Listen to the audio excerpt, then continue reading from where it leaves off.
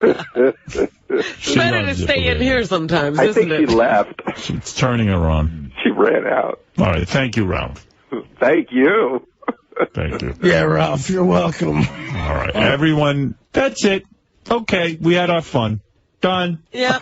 Let's finish the news. Anything finish wrong? the news. All right. You got nothing else? Good. We can't go on after All right. Good. All right. Everybody have a nice weekend. On Monday, what's going to be so great? Nobody's going to remember any of this. Yes. That's it. It's over.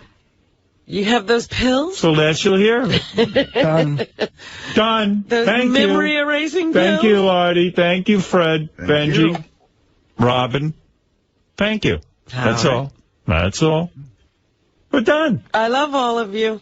November 17th, I'll be in Poughkeepsie. My psychiatrist says I'm the master of putting things behind me and hiding and Not everybody has your not skill. facing the, just because you're putting it behind you doesn't mean everybody else I'm going to is. teach you all how to do it.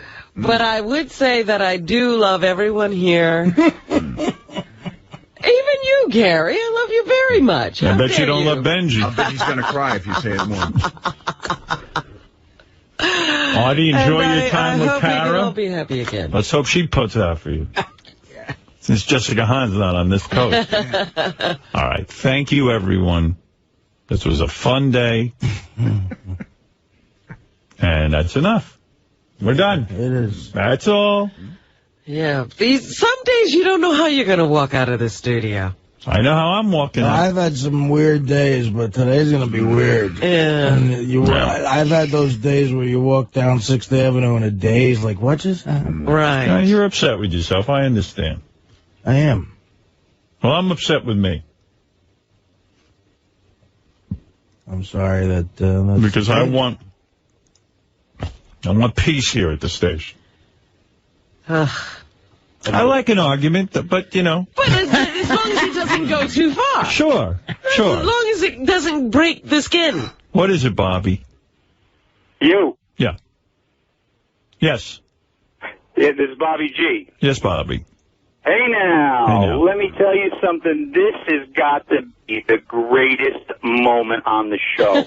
And I just want to say to Artie, from a Jersey guy calling from New Jersey, Artie, don't get depressed, because this is what Jersey guys do. It's amazing that you haven't walked in with an AK-47 and blown these guys to pieces. Violence was the right response. Oh, my God. It's just amazing. I mean, you know, the reason why you haven't done it before is probably because of all the medication and the sugar. It's true. It's hitting the real Artie.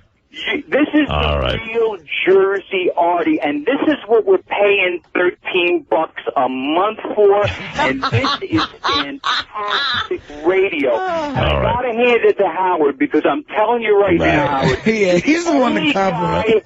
You're the only guy that could hold this crew of idiots and nitnicks and moral reprobates together. Now I understand why you get the money you get, because no one else could keep this under control. I deserve a raise, you're right. Some odd years. All right. You're a genius. Thank you, These Bob. guys are great. It's not about me, though. Just put away the sharp objects and get over it, and Monday's another day. Right. We're coming in here and doing a great show. Thanks, Bobby. All right. Thanks, Bobby. Yeah, you're a Jersey guy. Those are guys... That was Governor Corzine. That's who raised me.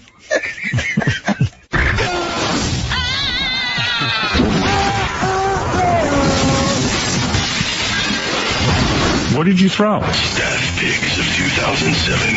Howard Stern Show Moments of the Year. I am Darth Nihilus. Tell him to come out of the closet, the elevator. Now presenting Gary's Picks. Only on Howard 100. Feelings were hurt, things were said that can never be taken back, but Artie came in with an apology of sorts to Richard and Sal that, to me, stands as one of the most insulting apologies in the history of apologies. I'm not sure if Artie was trying to apologize. If he was, it wasn't a great job, but it was unbelievably entertaining. In his apology, every other line talked about how unfunny Richard and Sal were. And it's just very interesting, and that's why it's one of my favorite moments of the year. Hey, so anyway, when Artie came in this morning, and of course I was happy to see him, he's back, he said to me something very, very earth-shattering. Earth-shattering already this morning? Already. And how could you get in and just shatter the earth? You'll see. Artie said to me... That's why I get paid $9 an hour. Right.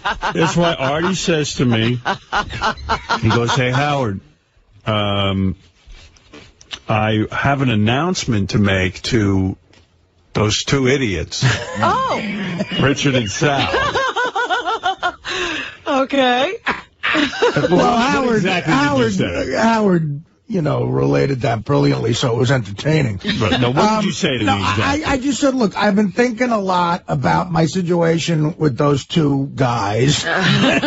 Richard and Sal. And obviously, it would affect work here in a way, and we got to move on. So I want to say, I thought about something I want to say to them to maybe help patch it up. Oh. All right. And I thought it would be better if we did it on the air. Would you like to do it now? Yeah, sure. All right. Richard and Sal, I will request that you come in here. Artie feels there is a way to achieve détente. Or JD, if you want me to. If their spokesman wants to take over. Do you want JD or do you want to come in As together? brilliant as that bit was, I don't think you can top it. All right, here is Richard Christie. Where's your partner? Where's your wife? He might be taking a shit. Ugh. Oh, it's perfect. All right, why don't I take a break? Let's go in the bathroom. And then after the break, Artie is going to address the two of you. I think I have a way to where we can all move on a little bit. Sal is definitely taking a shit, they say. He had a newspaper under his arm, so. Why does he come, why does he come to work to take a shit? I know that sounds crazy. What is it about guys, though, that, first thing in the morning. Not this guy. They got to get that newspaper and go to a public restaurant. Not a public one. I don't get that. The home field, that's different. Newspaper will be all over the floor. Yeah. I love it. But I think your bowels get into a regimen, they do. Well, get it to where the regimen is home. Yeah. Yeah. I mean, Sal takes his shit at this time every day, people tell me. That's what I'm saying. They make it, their outside bathroom is their turf now. Yeah, I mean, do it at home. You can sort of go before you leave. I mean, you're talking about a difference of 40 minutes when he was home and then he's here. But maybe he doesn't want his wife to smell it at home. Oh, yeah, he cares. His wife? I mean, come on. What are you going to do? Are you careful about when you shit so that Beth won't smell it and stuff? Yeah, oh, yeah. I mean, yesterday she was like, I had to take a dump and I had to go out. And she was sitting and talking to me and stuff, and I go, I don't want her to know I got to take a dump. But what happened? What was that? Careful, Fred. You all right? I'm leaning back in his chair. Somebody's messing with my chairs today, so I'm still trying to adjust it. Usually it's Artie breaking the chairs around Is here. that any way to start this I'm speech? sorry, Artie. Trying to get along. I was trying to make a joke. A fat joke? That's I'm how trying you to start make a joke. I'm sorry. What was I saying? You were talking about. Yeah, I was talking to Beth yesterday, and then I'm saying, I think I got to go to the bathroom, but I don't want her to know. I'm still at that stage with her that I don't want her to know when I'm going to take a dump. But finally I just said, I think I have to go to the bathroom. You'll have to excuse me. And she cleared out. So that was the first time that ever really happened. You had to disclose. Yeah, she knew I was taking a dump. I do use the bathroom. Do you turn on the shower so she thinks you're in there showering? No, there was no disguising this. I used to do that You don't make one. a lot of noise. No, but there's a lot of stink that goes down. And I flush. That. I've timed it so I can flush as the thing's coming out of me. My house where I grew up, the bedrooms upstairs, it was just me, my sister, and my parents. They were so close together. So I had a little boombox in my room in my teens, and when I was jerking off especially, I'd put something on. And Really? Yeah, because I don't want music. I mean, but it was all I would put on like a heavy rock station to make sure it was loud, and with all at your heaviest weight, which is now, and with all the food you're eating and stuff, you must be taking a lot of dumps, right? No, it's funny. I go about once a day. Really? Yeah. That's what you don't... He's not letting anything go. That's why he looks like that. That's why he's carrying all that. Well, yeah, remember High Pitch Eric at the Craptacular had like a small amount of duty. Even though he had eaten all that stuff. Wow. He's eating's duty. Maybe that's why I get fat. You're retaining duty. I retain shit. Both in my head and in my body. I have a lot of shit retained in my head. Does Sal know I'm waiting for him? Sal, are you out I there? mean, is he reading the whole paper? Well, if he's in the middle of something. If the guy's reading the paper every morning for this long, how is he such an imbecile? The paper. It's got black tail in there. Yeah, he Part hides. of the paper is he reading? Sal doesn't read the newspaper. Because I'm dying to hear this, I guess, tete-a-tete between the three of you. Like, Richard, do you read the newspaper? I do. Oh, here's Believe it or not, I do. What? What, did you wash your hands? What? I did. I made sure I washed my hands, but I'm sorry. I was taking a dump. What, you get undressed in there? But yeah, Sal, I do. I take a dump at home, man. Dude, if I have to go, I have to go. I went to the Yeah, but bathroom. it's every day here at the same time. It's like you can train your body. That's what I do. I do it at the same time. I'm training my body. Train your body to do it at home. Really, it's just vile. And you know you don't have any wet naps or anything to wipe that ass with. What? It's all full of shit. And It's not. It's not. I'm back there. I'm very clean. Yeah. You know, he should really. I was How do thinking you wipe? about Do this. you wet down a towelette or something? I usually at home I use wet wipes, but, Yeah, but what do you use here? I keep going until the paper's clean. I keep going. Oh. And I even use my pinky and I go up like a Q-tip up my asshole. Jesus With Christ. the toilet paper on it. Almighty. You're asking, I'm telling you. That's how clean I am. Well, I I'm guarantee upset. you, You're going to get hemorrhoids because... I've had them removed twice already. Yeah, because you're over-wiping. See, I think I overwipe. I've never had a hemorrhoid in my life. Maybe I'm just lucky. I don't know. So far, you're lucky. All right, listen. I'm going to tell you this. Artie is going to now reach out to the two of you. This could either go really well or horribly wrong. He thinks he has something to say that will resolve or sort of smooth this out. All right. So, Artie, I turn the microphone over to you. Thank you. I guess. No, What are you doing? My ass hurts a little Of bit course because it when you does. move fat, you need 10 minutes to settle your muscles and your legs and 10 back. minutes? I do. I bet he didn't wash his What the hell did you hands do out. in there? Yeah, I guarantee he didn't wash his hands. You want to smell them? No. Smell his hands. And that's Smell my coming from El I washed Grosso them. over there. Okay, he washed. I always wash. How would Richard know the difference between soap and shit? That's true. He's allergic. He just had an allergic reaction. All right, let's see This is if shit-covered soap. Sal said yesterday he's hoping that time could heal, and maybe time has. Let's find out. Now, I want to say a couple of things spawned this, me doing this, and one was the fact that for the last couple of days, you two have been, maybe the more professional, and you've tried to apologize to me and been nice. And I was, the other day when I was out, I heard a replay of some of the wrap-up show, and poor Jason is getting really beat up. I heard Sal in the news really give him shit, calling him like a nothing and all this stuff, and mad at him, and I know Richard's mad at him, and, Jason's just a guy trying to get by back there, and I feel bad about that. So I don't think Jason did anything wrong. Within how this show works, Jason just did how the show works. He did something, you want to call it good radio, we always fall back on that excuse that Howard makes it into great radio. Well, Jason just added to the great radio. That's all he did. So I want to get him off the hook a little bit. I agree with that. Yeah. Since the kid's just trying to make a living, but so that's part of it too. But I clearly can see that we can't move on until we get this resolved. And I'm trying not to be funny about this or make it into a joke because I think it is a serious thing.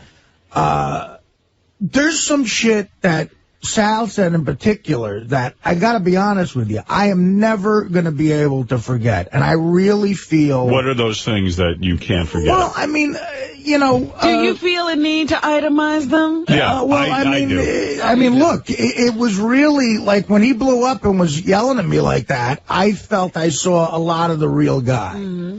And those things were...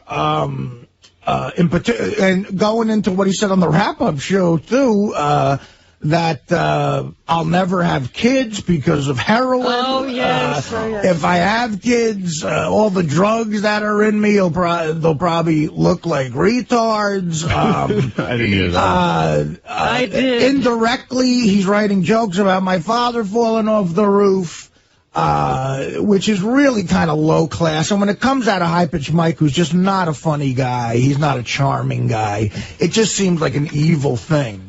And, whatever. So, and then you talk about attacking people's work. You're going to compare me making a couple of jokey comments that we office figures from something that I worked 4 years on and almost killed me, and something that, the night of the fucking screening practically got a standing ovation, and something where you hugged me and said, great job, I'm happy for you. And you're going to do a complete 180 on that. You're going to compare that kind of insult to me saying you repeat a little bit crazy.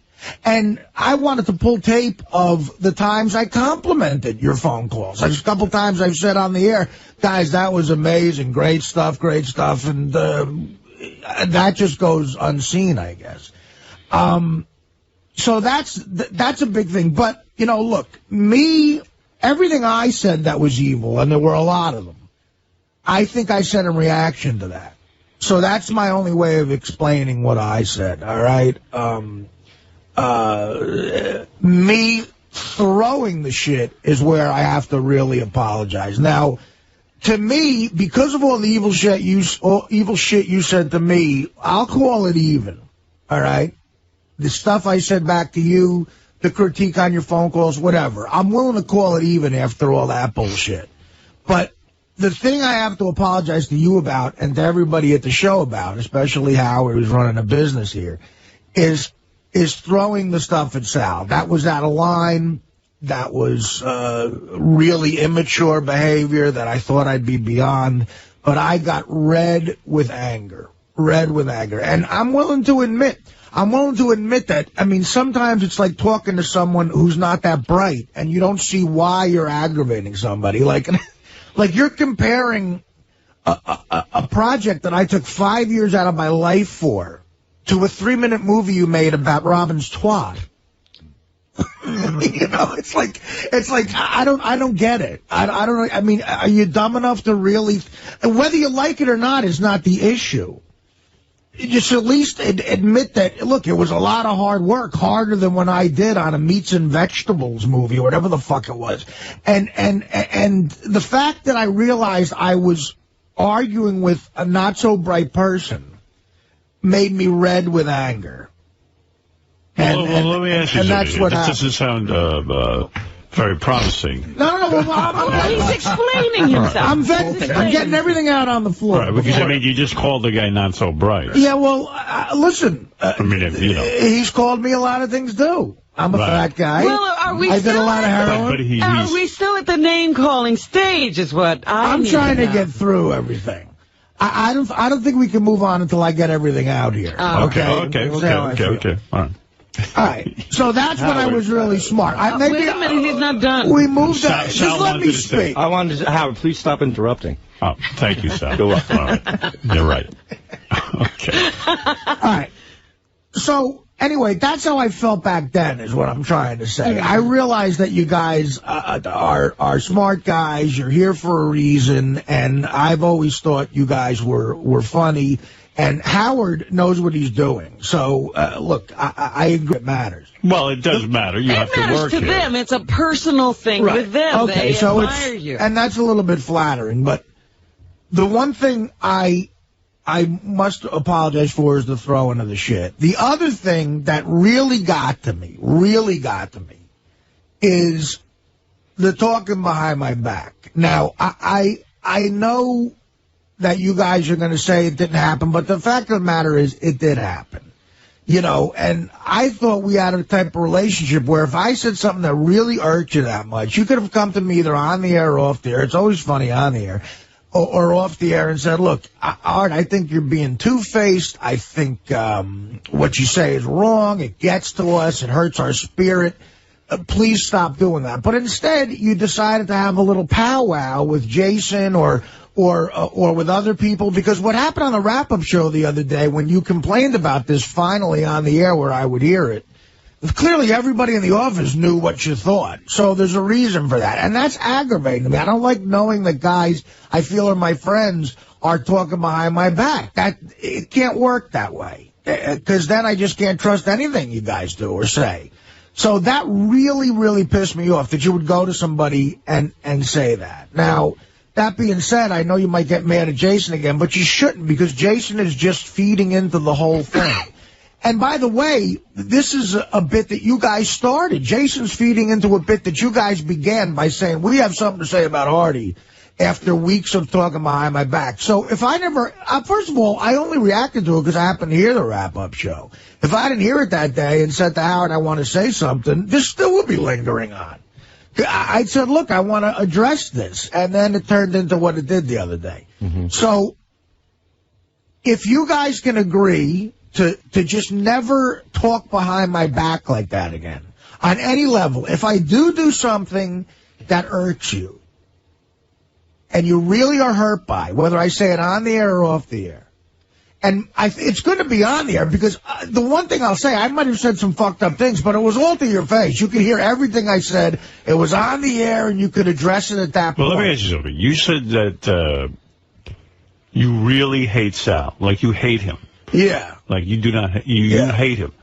Are you thinking this through, that maybe you don't hate him? Well, okay, that's a good question. Again, a lot of extreme things were said. Right.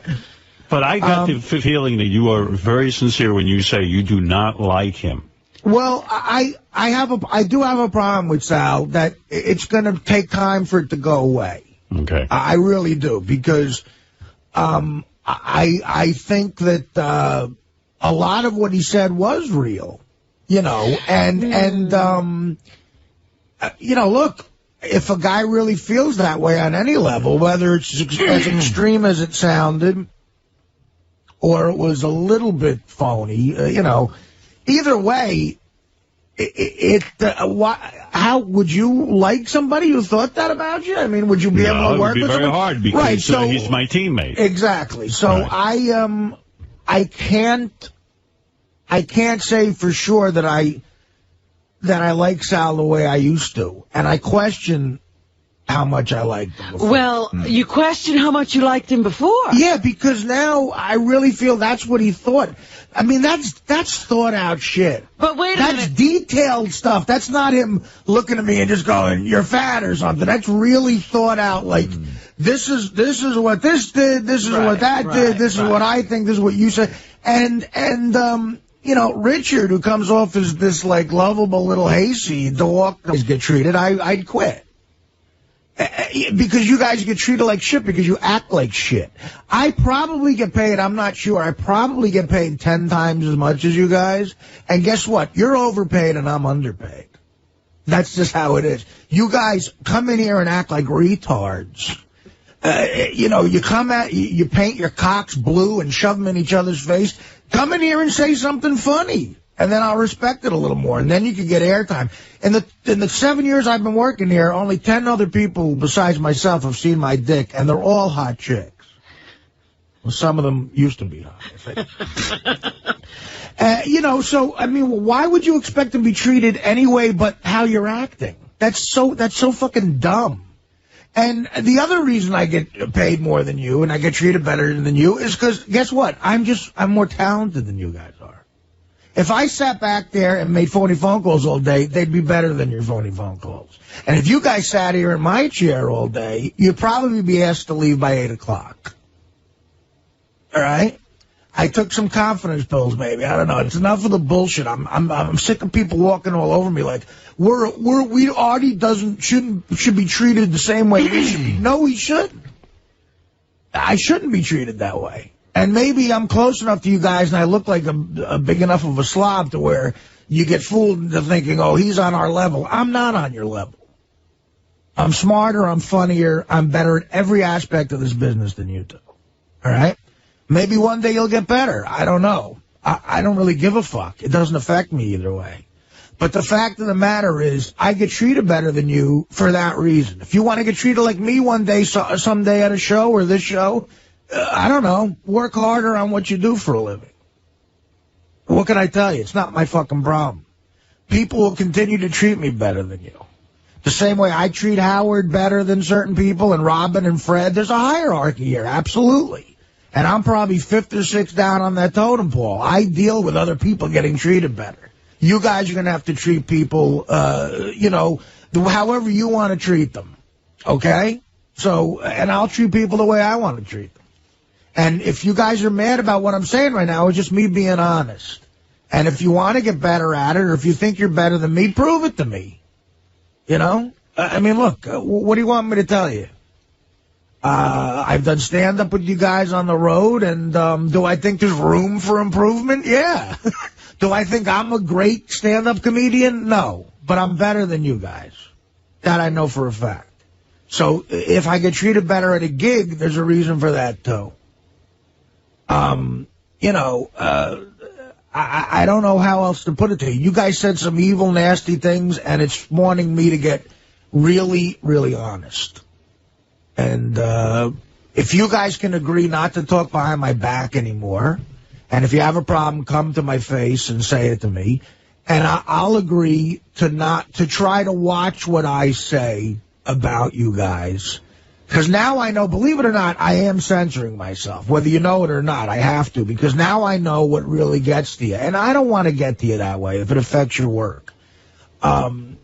Maybe after I've said maybe after what I said today, you don't give a fuck about my opinion anymore.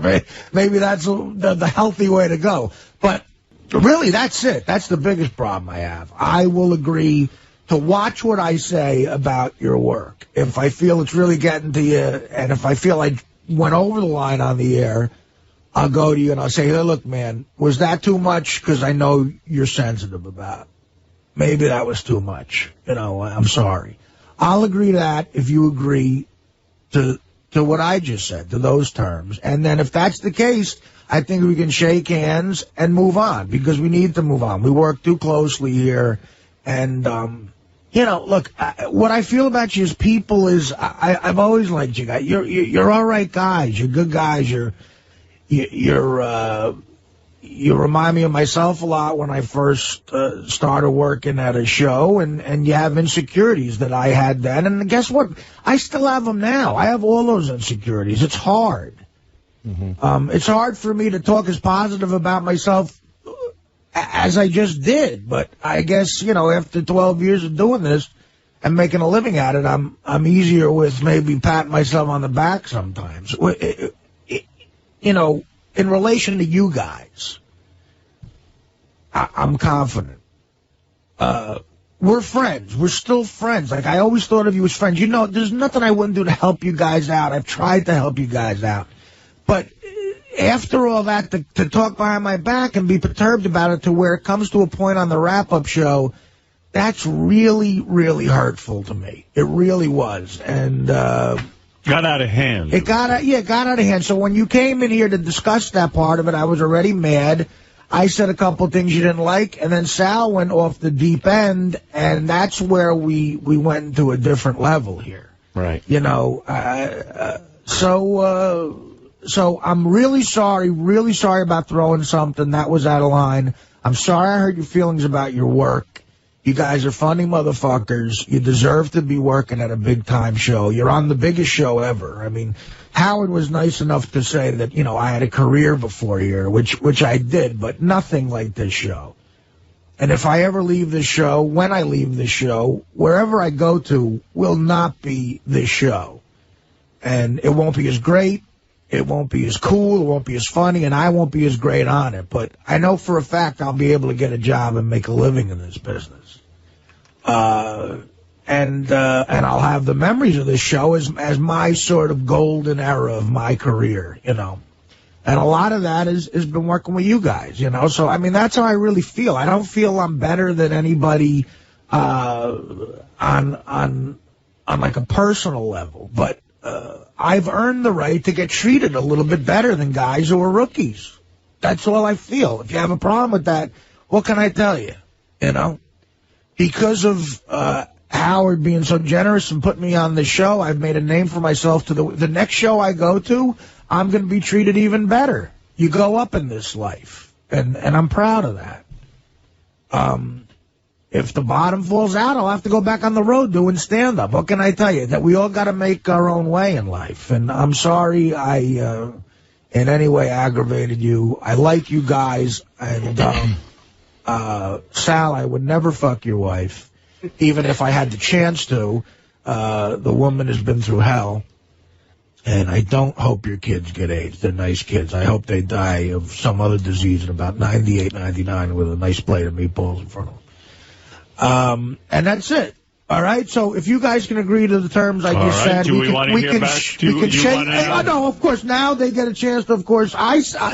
Really, I'm glad you gave me that time. I really said everything is off my chest. So I said my piece. Artie, thank you for sharing that. Let's just say, though, that, Artie, you had a long time to think about it. I did, right. And you prepared. If you want to take a day. You know what you wanted to say. I don't know if they need some time to absorb this. I don't know if it'd be Well, let's find out. to Richard, Sal. immediately respond. I can respond. You want to respond now? Yeah. Absolutely.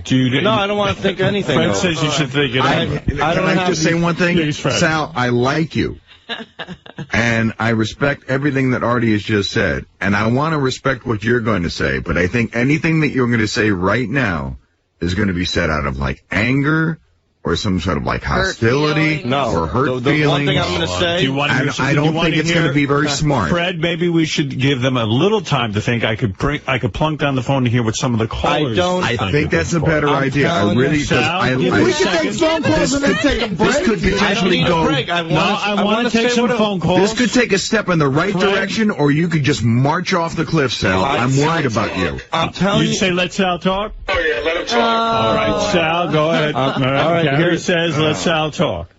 I am just... What a mistake. All right, I am just very, very happy that Artie is giving us the opportunity to develop a friendship again, and I thank you for that.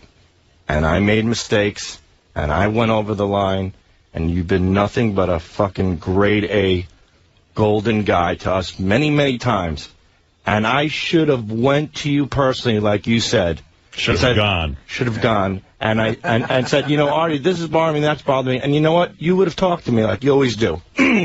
But instead, how things sometimes snowball, and I've, you know, my personal situations, and I started pushing people out, and I don't know what I was doing, but I should have went to you. And however should have gone to you, and however my mind got clouded, and however I thought that, I just felt that everything was snowballing on me, and I made the biggest mistake of keeping it all in. And you're right. Like you said things about the kids and the AIDS. I didn't take it personally because I know you as a person didn't mean it. That's why people said, why don't you come retaliate? Why? Artie doesn't mean that. I know that. And at the same time, I want you to understand, Artie, that I don't mean that you're a guy who stinks at everything I said. You don't stink. You've established yourself. Clearly, Sal, the AIDS thing, of course that's a dumb, stupid, dark joke. The other stuff is more real. That's a bad example. But the examples that I've been putting in my head in the dark place that I've been, because I put that there because I didn't come to you and talk to you like a friend. So I'm saying after everything you said today, you're absolutely right. Or even do it on the air to my face before you go by. Because that would make it a bit. It might be funny or whatever. Just say it to me. That's all I have a problem. But the point is that I'm just thankful that you're giving me the opportunity to develop a friendship again. That's very magnanimous. Is that the word, Howard? Of you. Just say good. Very good of you. Yeah, right. Why would you say magnanimous? Because you used it with me last week. Yeah, but magnanimous is a word that I'm familiar with. You're not. Well, you told me to look it up. Yeah, but you didn't, obviously. No, it's when you're providing a good deed for the better of somebody else. How to say it. How do you say it? Say it. Magnanimous.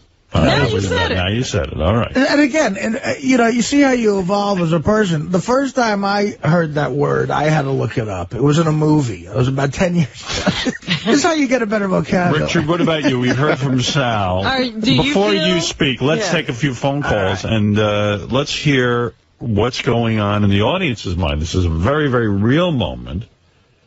And I will plunk down the phone. I'm sure people want to comment. Tim, go ahead. Hey, now. Good morning, everybody. Quickly make your comments because Richard has to respond to this. Wah. Wah. I can't believe you're getting all upset and you have the nerve to even comment anything. The fact that somebody's finally told you some shit that maybe you don't want to hear. Well, you've missed the point of the apology. My God, sir, you sound like a dumb guy. I'm talking about them talking behind my back. All right, let's go to Billy. Billy, go ahead. You're on the air. You guys are a bunch of faggots. This show fucking fag fest. You guys suck. And fucking really, Artie, fucking do your finale. Shoot a big bag of fucking... fucking just go back to fucking radio, you fucking Lewis. All right, Billy, thank you. Hey, these guys technically are our bosses. They're paying. I wanted to get this guy on the spot on the Killers of Comedy. All right, Jessica Hahn, you're on the air. Artie, you sounded really bad. I'm sorry, but that didn't sound like... It sounded like he's got so much more on his chest.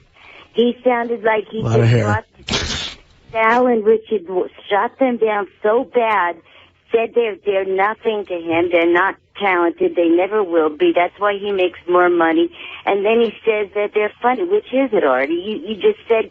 I must respond, Jessica. I thought what I heard Artie say. I said they're not as funny as me. Right. He said they're funny guys, but they are starting out. Right. And that Artie has a body of work that proves that he can make a living in this business. And Artie has worked hard. And he's saying, yeah, you know, if you guys are going to go around bitching that I'm treated differently than you, I am treated differently than you because of where I'm at and what my contributions are. And that's the way it goes in business. I mean, not everybody gets, it's not communism. Not everybody gets the same thing. Right.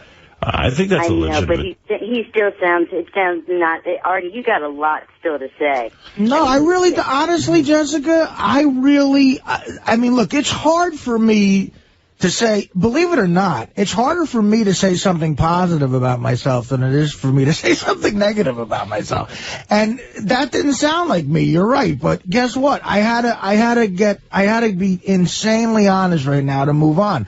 I really feel bad. It's hurtful to me that these guys feel they should be treated like me at a job in show business. Or that they're your equal. Yeah, I mean, not even, it's just equal, not as people, as just like, look, when I was on the Norm show, Norm Macdonald got treated better than me. When I'm on the Howard Stern show, Howard and Fred and Robin and Gary, they get treated better than me. I accept that. And the fact that you guys don't accept it about me is a little hurtful, So I had to say something that might have sounded a little pompous and arrogant.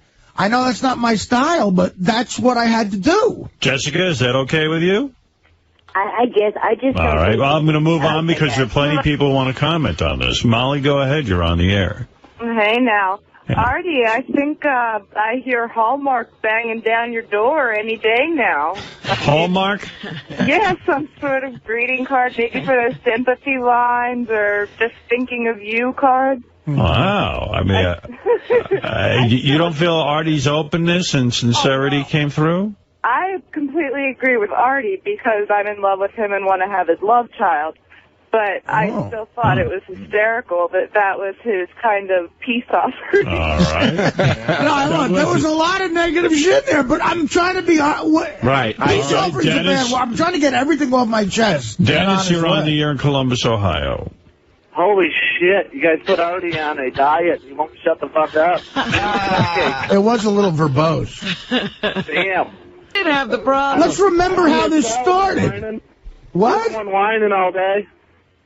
All right. I'm the one whining all day. My God. I've been whining for the last week.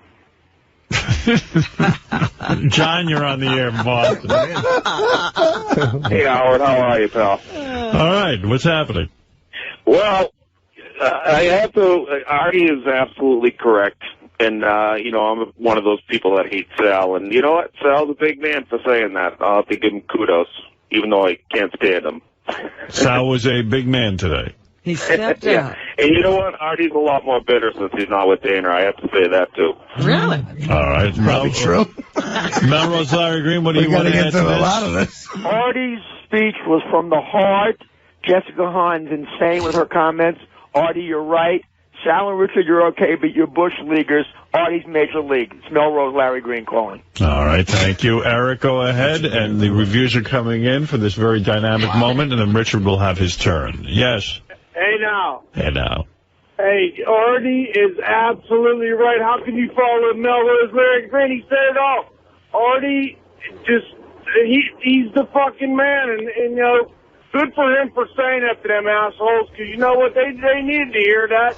Maybe they'll grow up and work harder. Exactly, Artie. That's the way to go, my man. All right, Eric. Eric likes your style, Artie, and feels that you were very honest. Jenks, go ahead. You're on the air. Actually, I just have a question. I think that was great that the both of you did make up, but Robin revealed yesterday that Artie's mother had heard the radio with the fight and everything.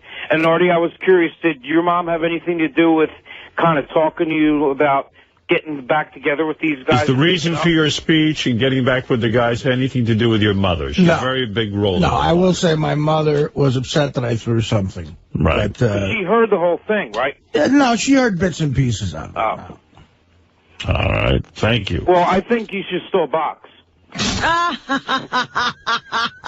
Yeah. Sure. Right. Well, Richard, I'll give you a moment now. We've heard there's been That would be funny. All right, well, it was a wide range of response to Artie's very heartfelt speech. Some people felt Artie was a crybaby, a whining bitch. Others feel Artie said what makes sense and had to be said in order for this to move on. Sal stepped up and accepted. Now, Sal accepted, Richard. You, of course, have a different brain, I assume, than Sal, and you're allowed to make your own comments on this. After all, you are a part of it. Go ahead. Artie, I sincerely want to thank you. This last week has been really hard because I feel horrible about what happened. I'm probably going to cry like a bitch, but... Go ahead. Let him cry. I'm sorry. No, but I felt really bad because Artie gave me a gift that day, and I felt bad about talking about him with Jason, and that he got so upset with me because I consider him a close friend.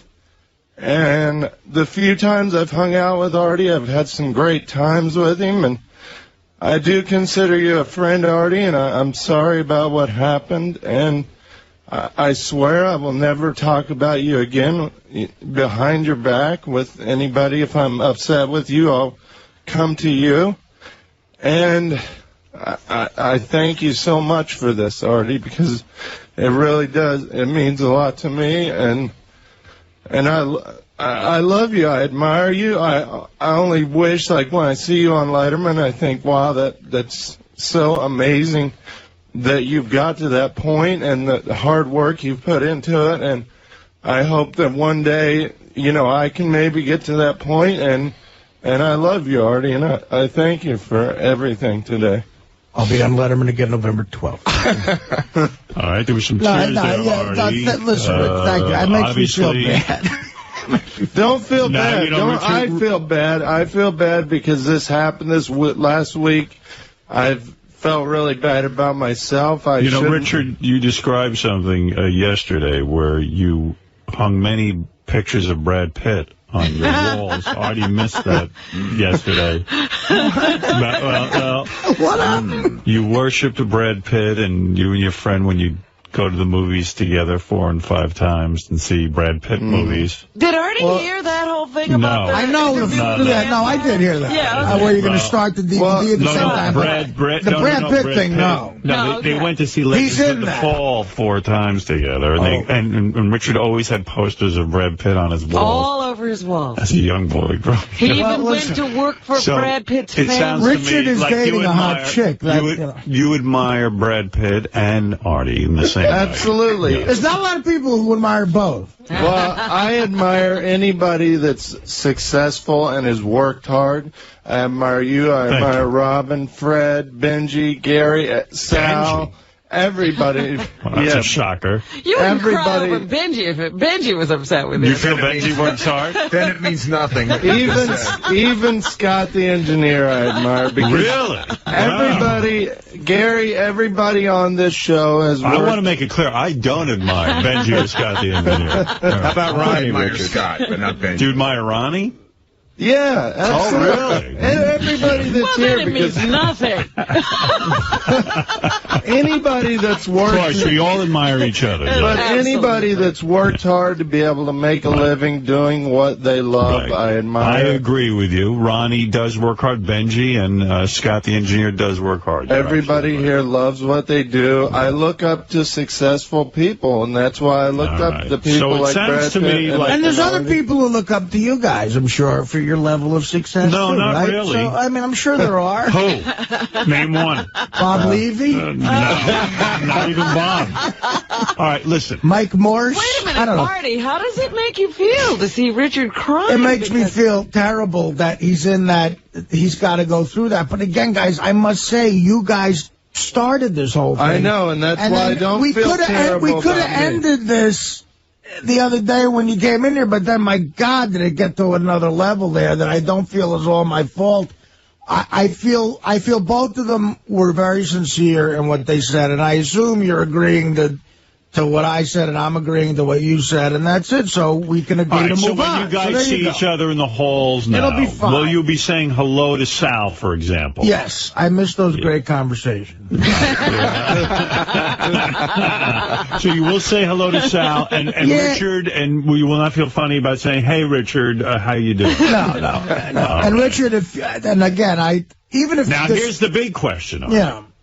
Because of this new daytime, we have to see how it goes. Who knows? Things could deteriorate. Wouldn't it be funny if I do drop dead in a year? I hope not. But did somebody wish that on you? No, I'm saying, yeah. Oh. It just was like, everybody, you guys will win if I drop dead. Here is the big question.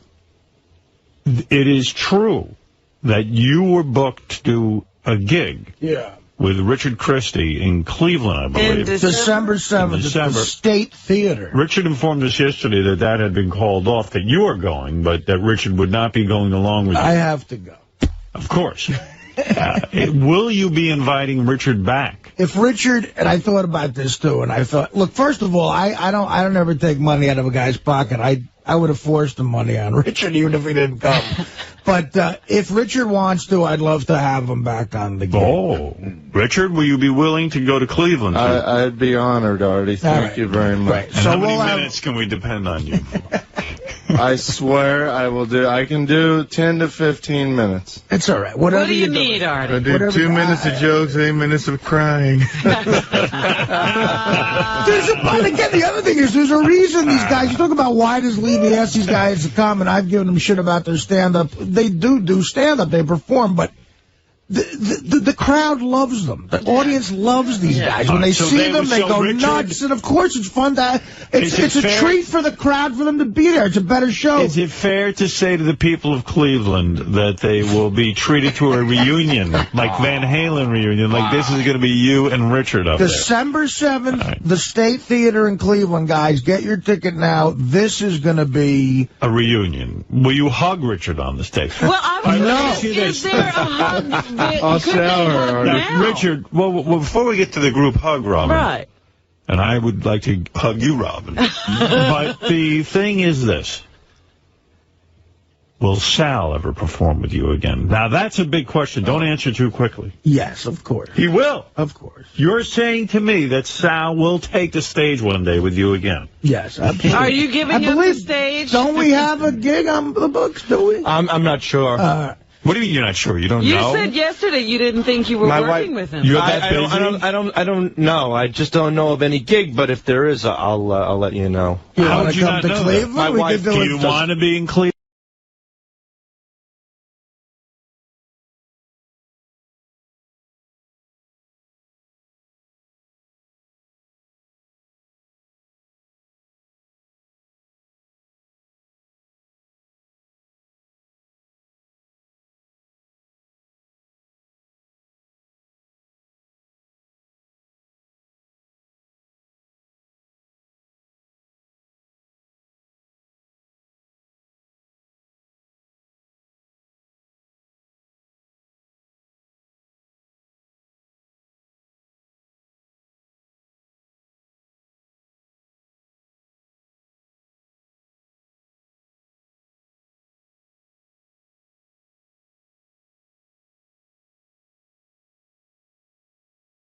from all that traveling, man. This fucking guy, I mean, he's got a full appearance schedule, and I said to him... Is he busy every weekend? Well, he's not only busy every weekend, but he's got to stay up till like 2 in the morning for these gigs that he's doing, and now he's got no fucking voice. I'm all right. No, you're not. You're sick. I'm not sick. Of course you are. I just don't have a voice. No, and you're sick. No, I'm not sick. All right, what do you want to say about this? I know what happened. Yeah, now you sound annoying on the air. Why? It's a different voice. Because your voice is annoying when you're sick. I'm not sick. All right, what do you want to say to John? Go ahead. I know what happened.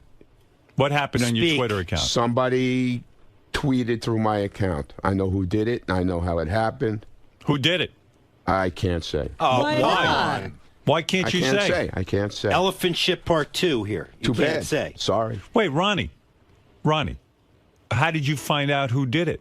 Because I know who did it. Oh, it's somebody you know. Yeah, I know who did it. They didn't hack your account. They have your password. At first, I thought they hacked my account because I didn't know at the time. I found out yesterday. So it's someone who has your account information. Exactly. So it's either your girlfriend, Stephanie.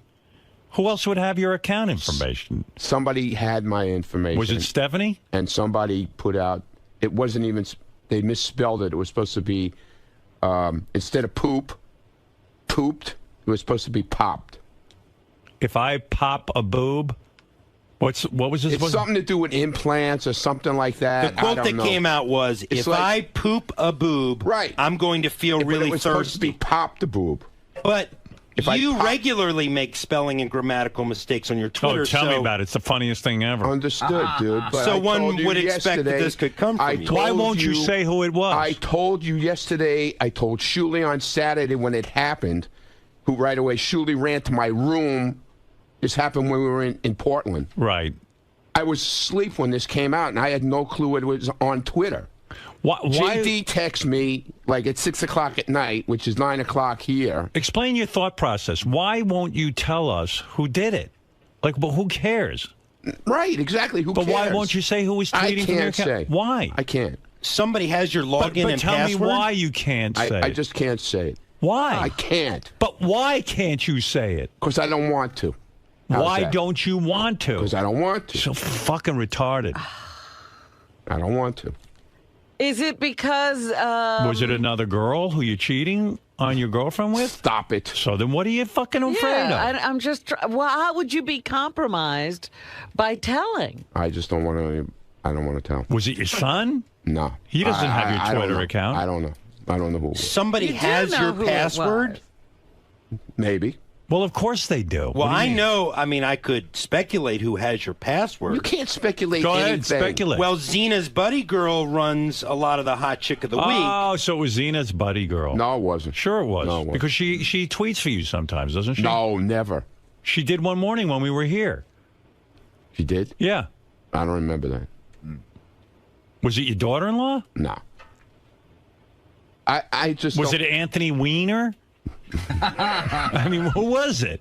I just don't understand why you give your password to somebody else. You have 130,000 followers. Listen to me. Yeah.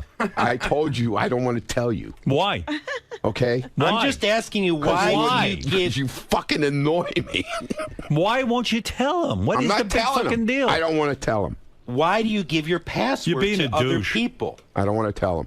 Why? Why don't you want to tell him? Because I just don't feel like I'm not telling asking you who did it. I'm saying why don't you? It's my... Like, why is it so sensitive? No, it's my happiness not to tell him. This is like grumpy old men. You're just not telling John?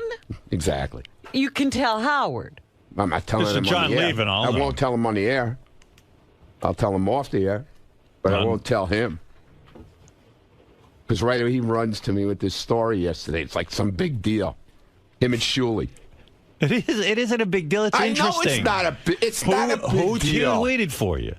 It's not that it's a big deal. We just want to know who tweeted for you. When dozens of listeners come to us and say, what the hell's going on with Ronnie's Twitter, it's a big deal. Yeah, I mean, why do you want... No listeners Don't you want to clear it up? Listen.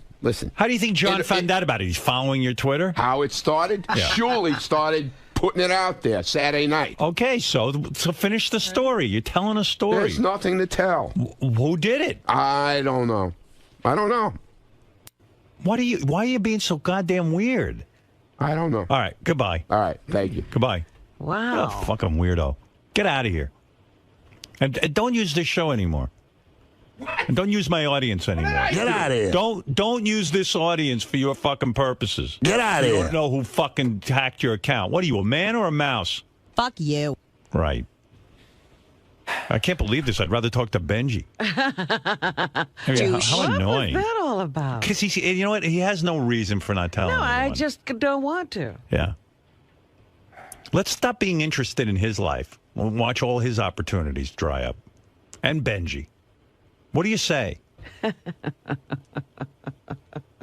Come in here with all clammed up over something stupid like that.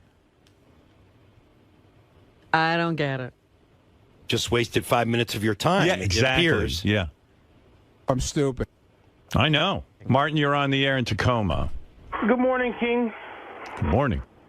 I was just going to give you a little wrap-up of the Seattle show. Ronnie was on fire there, too. That's why he lost his voice. He yells on stage. He yells the entire time on stage. And then he shows up here and he's got that annoying voice. How the hell anyone could make that sound and have a voice is beyond me. Yeah! I wouldn't even know how to do that. Yeah, he invaded both 𝗛cie and 𝗄𝗄's set. He commandeered the mic, refused to give it back. But overall, he was tame compared to Scott. This guy heckled the first guy that came out on stage. From the stage, he's heckling one of the comedians. Yeah, well, Scott the engineer, Ronnie, 𝗛cie. They want you to know they're there. It's their block party. That's their block party. They're doing their thing. Yeah, but it was a hell of a great time, and Good. I really appreciate it. That's what Ronnie told me. He tells me these block parties are very successful. Everybody has a good time. Scott, what's the guy matter? is totally lying. Ronnie didn't interrupt any comedian set, and I wasn't heckling anybody. Right. That's total bullshit. That would almost be too creative for you to heckle Yeah, really. somebody. You know me. Right. I play sound effects. Scott says you're full of shit. Jason, no, you kept telling Jason, absolutely, Jason was the first guy out. He said, time's up, oh my God, you suck, and then he I never, ever said that. Pulling him off stage. Never, ever. Well, he says you did it, and it seems to make him happy. 𝗛cie will 𝗛cie, tell you. did Scott heckle any of the comedians? Did anything like that happen? I don't think Scott was heckling the comedians. These guys, they're not professional hosts, let's say. So the intros wouldn't be the intros wouldn't be like they are at a comedy club. What are you let's talking say. about? Meanwhile, can I just say something? Yeah. This guy takes Twitter so fucking seriously. No, Howard. It Howard, totally ruined his whole this night. This guy, you talk about Twitter. That's all he does. No, Ronnie thinks. We're in the air, dude. We're riding from Seattle to Portland. He's in the back of the fucking car on the Twitter. Sure. Hey, you should have heard what was on there. You should have heard what this guy said about last night. Pictures too. Then we get to the airport. The same thing. Oh, you should have heard what this guy said. He was ragging Yeah, but on Ronnie, 𝗛cie makes a point. You're way wrapped up into your Twitter account. I mean, Not like him. Yeah, but you're way wrapped up in it, and you're acting like what happened to you was no big deal. First of all, I could just picture you freaking out that somebody hacked into your account. No, I wasn't. Was he 𝗛cie? Dude, Howard, I played an interview. I put together a story yesterday. No, I was telling him to leave me alone. He what? He was so mad. He's like, "Stop! Don't talk to me. I don't want to talk about this." I go, "Ronnie, if somebody hacked into your account, what did they accomplish by putting this tweet out? Right. It makes no sense. They hacked into your account, and this is what they do with it. Right. I don't want to talk. I know you're up to something. I know you're doing. Oh, he blamed you. Well, all I'm doing on Twitter, by the way, because I'm sitting behind these two in a van headed to the gigs and stuff, so I just take different pictures of them from behind, Well, like how their heads, stupid is that? their hair, and I just post them on Yeah. Twitter. And then people love them. No. People love them. I'm going to follow 𝗛cie. How do I follow you? Shalom 𝗛cie on Twitter. Stupid ass 𝗛cie. Wait, Ronnie fell asleep 3 times on the ride from Seattle to Portland. Right. I downloaded an air horn app on my phone. Yeah. I woke him up 3 times, and then the 4th time we slammed on the brakes and started screaming like we were about to crash. And he woke up. He woke up, called us cocksuckers, and went right back to Well, he's sleep. right. The guy's trying to catch a couple of Z's.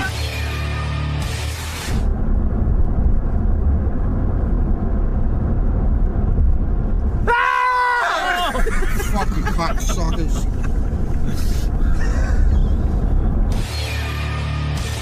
Why do you got to bust his ball? Gig he's about It's a comedy tour. That's what happened. Oh, there he is, sleeping. Look at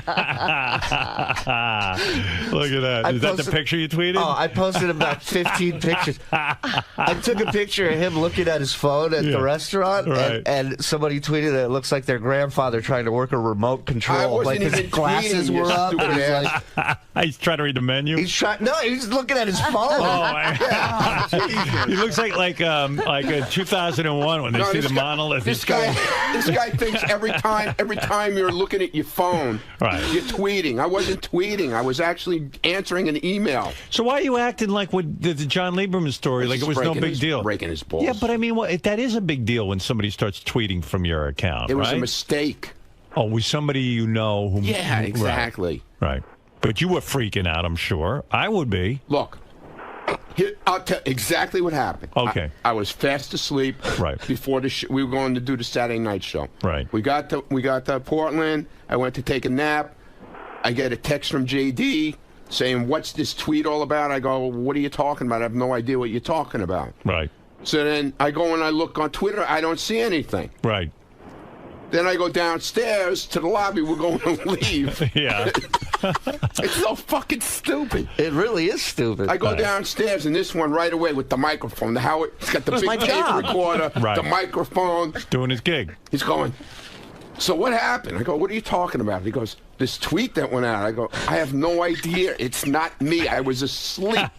and he's hammering me and hammering me and hammering me. "Well, what do you think?" And then he gets the other guy involved, John Toll. He goes, "So what do you think, John? Does he think, what do you think of this tweet?" "Oh, it's got to be his because it says it came from his account." He says I hammered him. I asked him twice. Ronnie loves his Twitter. I asked him twice, "What's going on?" Yeah. "Dude, not right now. Leave me alone." Well, dude. give Ronnie a whole life. Like, remember when he got the offer for his television show because he thinks because of Twitter? Yeah. Yeah. Well, he brings people on stage. He's like, "Hey, you follow me on Twitter?" And he yells at him. Yelling at him. We're doing a hot chicken a week contest. Let me tell you something. This guy has the power. Right. I've never seen somebody. Tell him what happened with the guy. Did you listen to the tape of him at that porno? Oh my God! The porno convention, the AVN Awards. We sent Ronnie. We let Ronnie interview the girls at the AVN Awards, and he's like flirting with them, and he's wasn't. You're a whole character, dude. I was doing the questions you told me to do. No, I know. It's just funny. I got to play that for you. I'm going to play that for you today. Okay. Ronnie at the AVN Awards. I didn't know Ronnie had gone to the AVN Awards. And it was Stephanie. Okay. It was Stephanie. That's what I thought. Who else would have your Twitter account? Yeah. And meanwhile, Scott, literally, like, you make jokes about this black cloud. It is so real. What do you mean? It is unbelievable. Like, you gotta tell him what happened. So I leave here, work Friday after Jay Thomas show in the morning, and Scott and I are driving to Ronnie's. We get to Scott's car. It's a light drizzle outside. The second keys are put in his hand for his car, a downpour, a monsoon of rain. The entire time, there was literally a black cloud following over our head. And we get to Ronnie's house. We get in this cab. And I tell Ronnie, he doesn't even know this, but I tell Ronnie that the cab driver doesn't want anybody sitting up front. Right. Just so all three of us will be packed in the back. Yeah. This is what I got to deal with. Yeah. So all three of us are going to the airport. My hands touching his leg and shit and everything. We get to the airport. Scott goes to buy a bottle of water. Wait, what about the car? Oh, the car was a piece of shit. The windshield wipers were flying off the car. The woman couldn't see where she was going. And that's my fault. That's my fault. Right. And he's super driver. He's like, "Are you sure you can see out of that side?" Like he's getting involved in her job now. Yeah. We get to the airport. He goes to buy a bottle of water. I'm not lying. Scott. Scott goes to buy a bottle. The register breaks. Stops it. They had to close down the store. They had to close the store. She couldn't ring anybody up. Oh, my God. And I tweeted it out, and everybody on my Twitter goes, "Dude, change your flight right now. Do not get on that." Do you usually fly with him? This is my first time flying with these guys. Wow. Yeah. Did you start to get freaked out that all this shit was happening? Well, I got a little nervous. I'm like, dude, this is Scott, really does this happening. go on all the time? No, of course not. I mean, my God, you get in a car, a pouring torrential downpour. You get in a cab, the cab breaks, the windshield wipers break. You go to the fucking pay for some water, and the fucking cash register closes the whole store down. It's crazy. It's nuts. His mother told him, there's a black cloud over your head. When he was a little boy, she told him.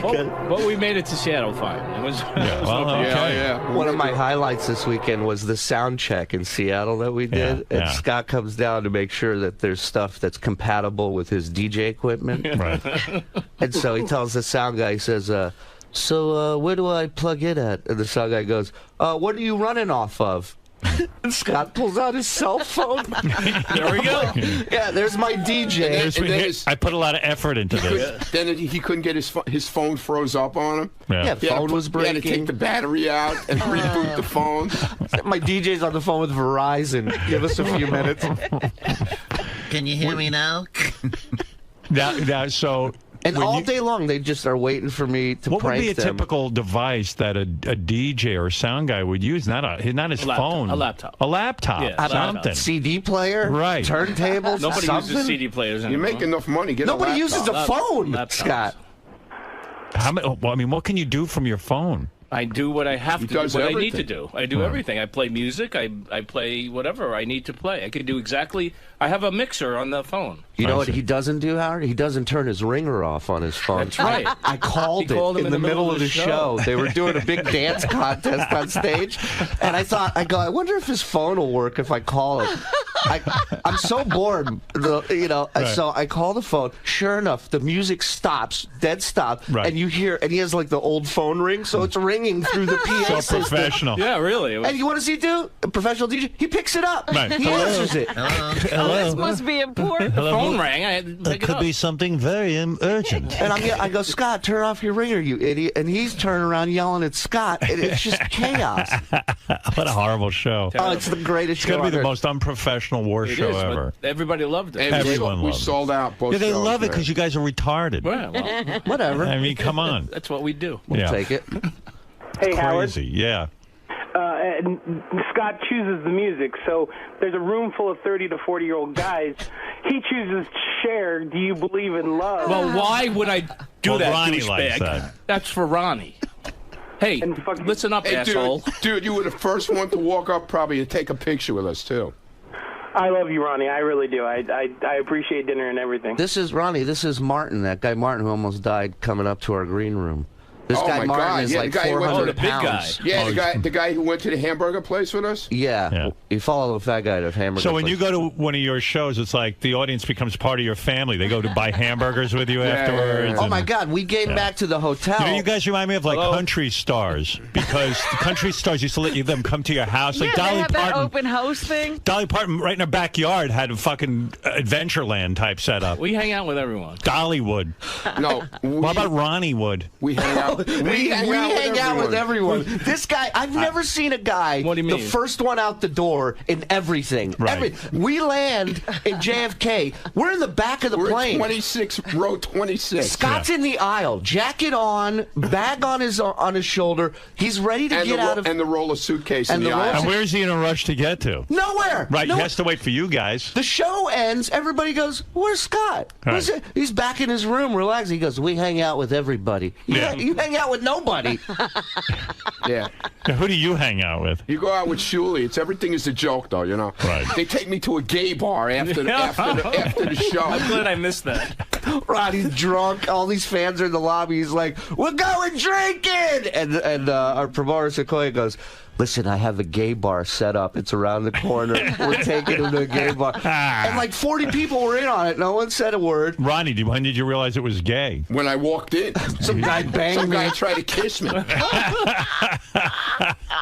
Wow. I walked Did with you guys tape that? Dude, we had to have. Is that going to be on Howard TV? Well, no, Howard TV never came. They didn't go? No. They never came to this in one. Portland, some guy tried to kiss me at the show. Right. They threw him out of the place. Right. Well, that's your sexual power, Ronnie. Goes Ronnie. both ways. Yeah, okay. I will say He this. loves meeting guys and girls. He brought up these girls. He's asking girls to come up on stage to do Hot Chick of the Night. So this one girl stands up. She's like 6 foot tall, huge tits. And her boyfriend, you can see, he grabs her arm. He's like, "Hey, don't go up there." And it's not like Ronnie's saying, "We're going to give you money." He just asked for people to come up.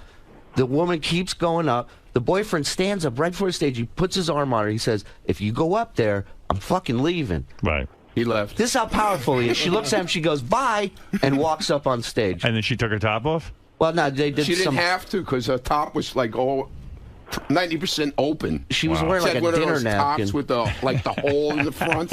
What a shock that a chick who goes out in a dinner napkin wants attention. And how about the chicks wanting to sign your boobs?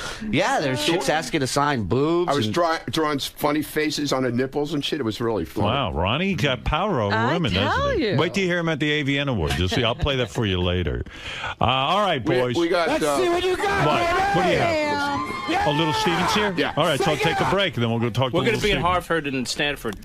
Ronnie Block. Ronnie won't be. Ronnie won't What be. did he but just say? The Ronnie Ronnie will be Block with party will Howard. be in Hartford and Stanford. See how articulate he is? Wait till he hits the stage. He's awful at It's even everything. better. So who's going to be at the Ronnie Block party in Hartford? JD is hosting. JD's hosting? JD is filling in for Ronnie. Oh, you're kidding. Everybody, let's have a great time. He didn't want to do it, but I convinced him. You convinced him to do it. Yeah. He's doing me a favor. I've never offered somebody this amount of money and seen him so miserable about doing a gig.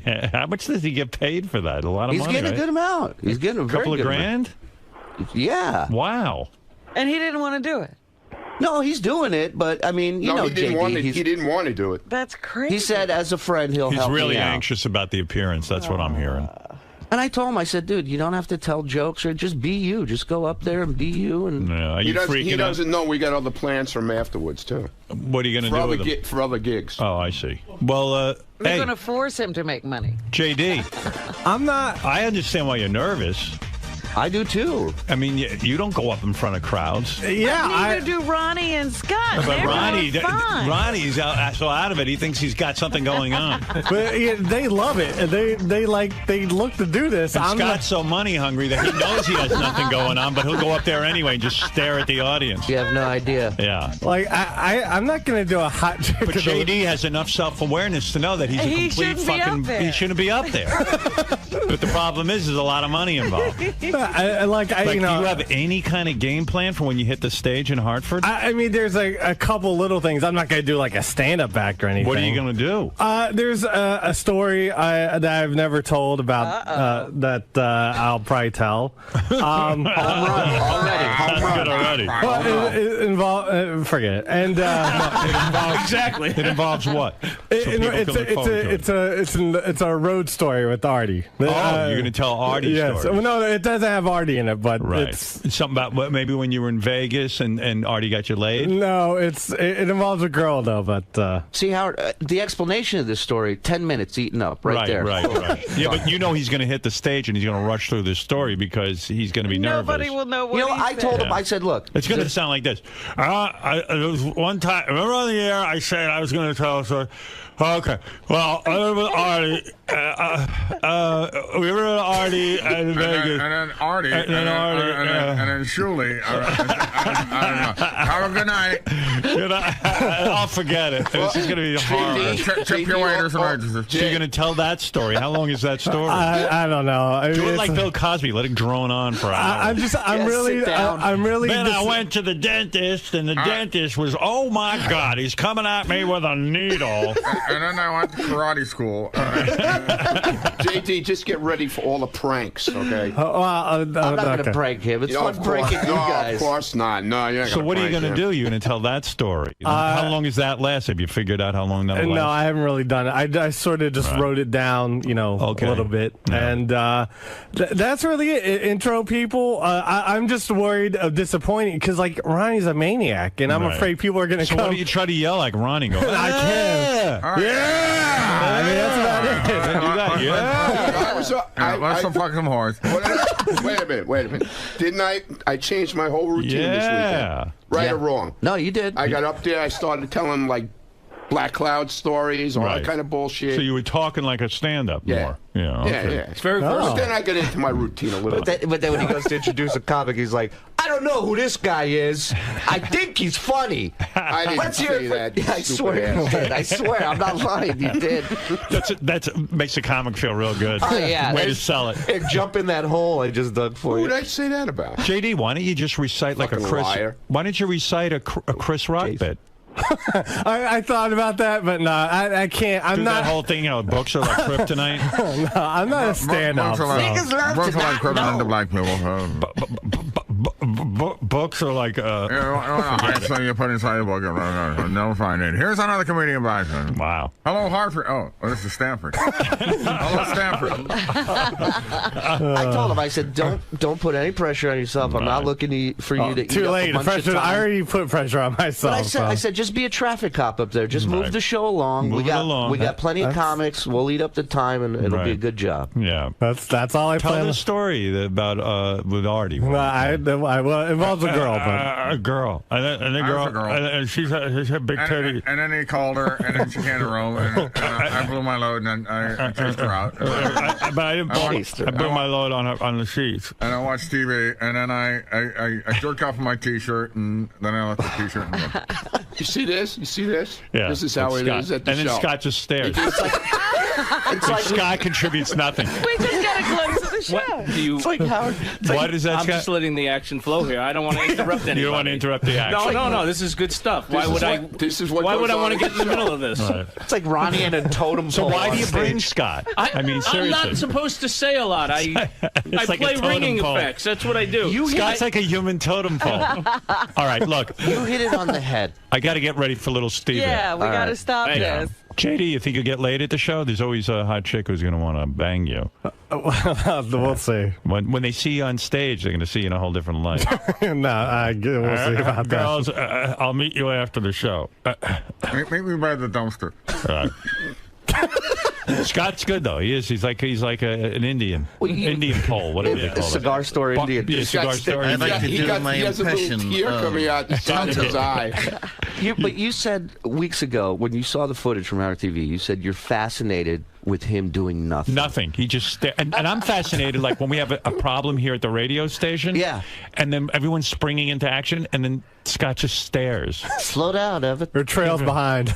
Evan, you're doing too much. Easy, Evan. Easy, Evan. You're gonna give yourself a heart attack. Shit this weekend. Yeah. He just stands there, and like I can imagine watching the show and just staring at Scott. I'm staring at him. I'm not even focused on what I need to do. I'm just fixated on Scott. No, like right now we're talking about him behind his back, but he's staring at him. You wouldn't even know. Right. It's You wouldn't even know. Fascinating.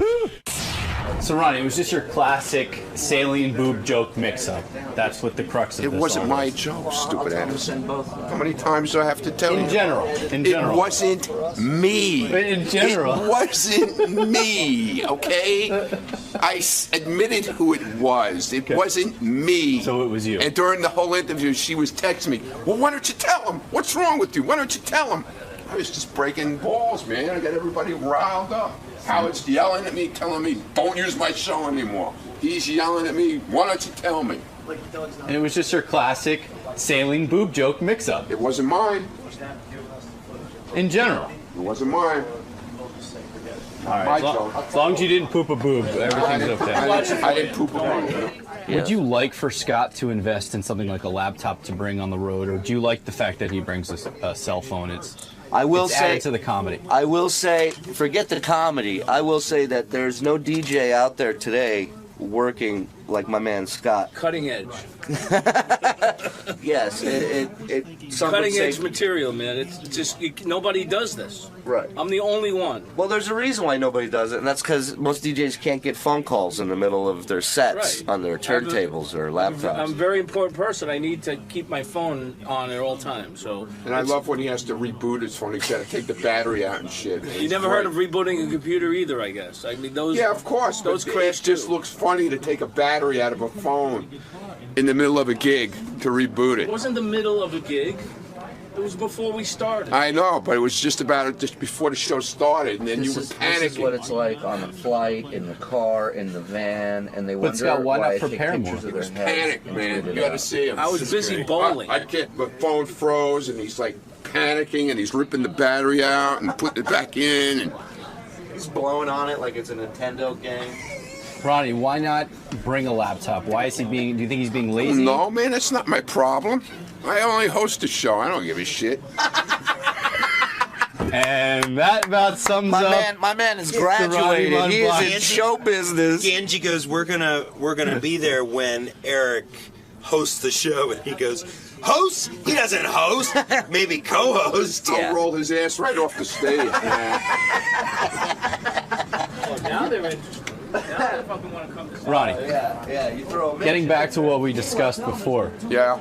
You came clean. You fessed up. You said. Well, I was breaking Lieberman's balls. But you were breaking. Because I saw him get upset, and the more he got upset, the more I was breaking his balls, and I wouldn't answer. But then you took it out on me. I didn't take anything out on you. You got a little upset with me for asking. What are you talking about? You got a little testy with me. No, because I was busy. We had a guest coming in. It's more important. Than you? Than joking around. What's more important than what? No, a guest coming in. But your Twitter Just account remember whose seems show to be... this is, not yours. Howard Stern's show. All right? Don't keep walking out at me like that. So I missed it, though. So Stephanie tweeted it? Stephanie tweeted it by mistake. Somehow got in my account. And she was tweeting it. She was in a bar with her friends. And they were talking about implants. Okay? And when they were saying something about when a boob pops, a saline boob pops in your body, it's kind of like when you're dehydrated, you get the chemicals running through your body. So when you pop a boob, I don't know what the hell they were talking about, but that's what they were talking about. A bunch of drunken girls, okay? That's how that happened. I'll take my apology. The typo made me think it was you because you're known for your I guess typos. my girlfriend's as stupid as me. No, she's articulate from what I can tell. So Why is that So it articulate? surprises me that she would have a typo like that. Well, she had a few drinks, you know? That explains. You know what I'm saying? Yeah. A few drinks. I'll take my apology now from you. What? Yeah. I want my apology. I was all over him that he hacked my account. Yeah. I had to swear on my daughter. And I still didn't believe him. And he still didn't believe me. What's that? No, I still didn't believe him. What was after that part? I said, I'm sorry, all right? Thank you.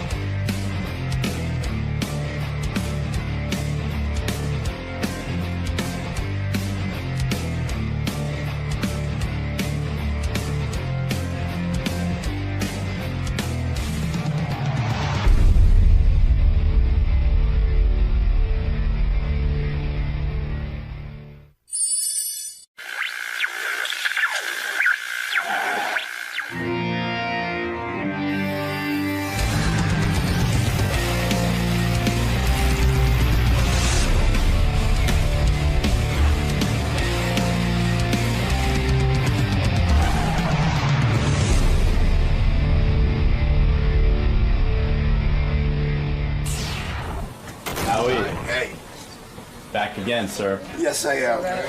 This time under much different circumstances. Yes, I'm going to see my co-worker. How do you feel about that? I can't tell you how excited I am. Jeez. Cupcake Wednesday to boot, you know. It's a diabetic's dream. It sure is. How are you? Hey, nice to see you. Good to see you again. So I'm just going to head into here.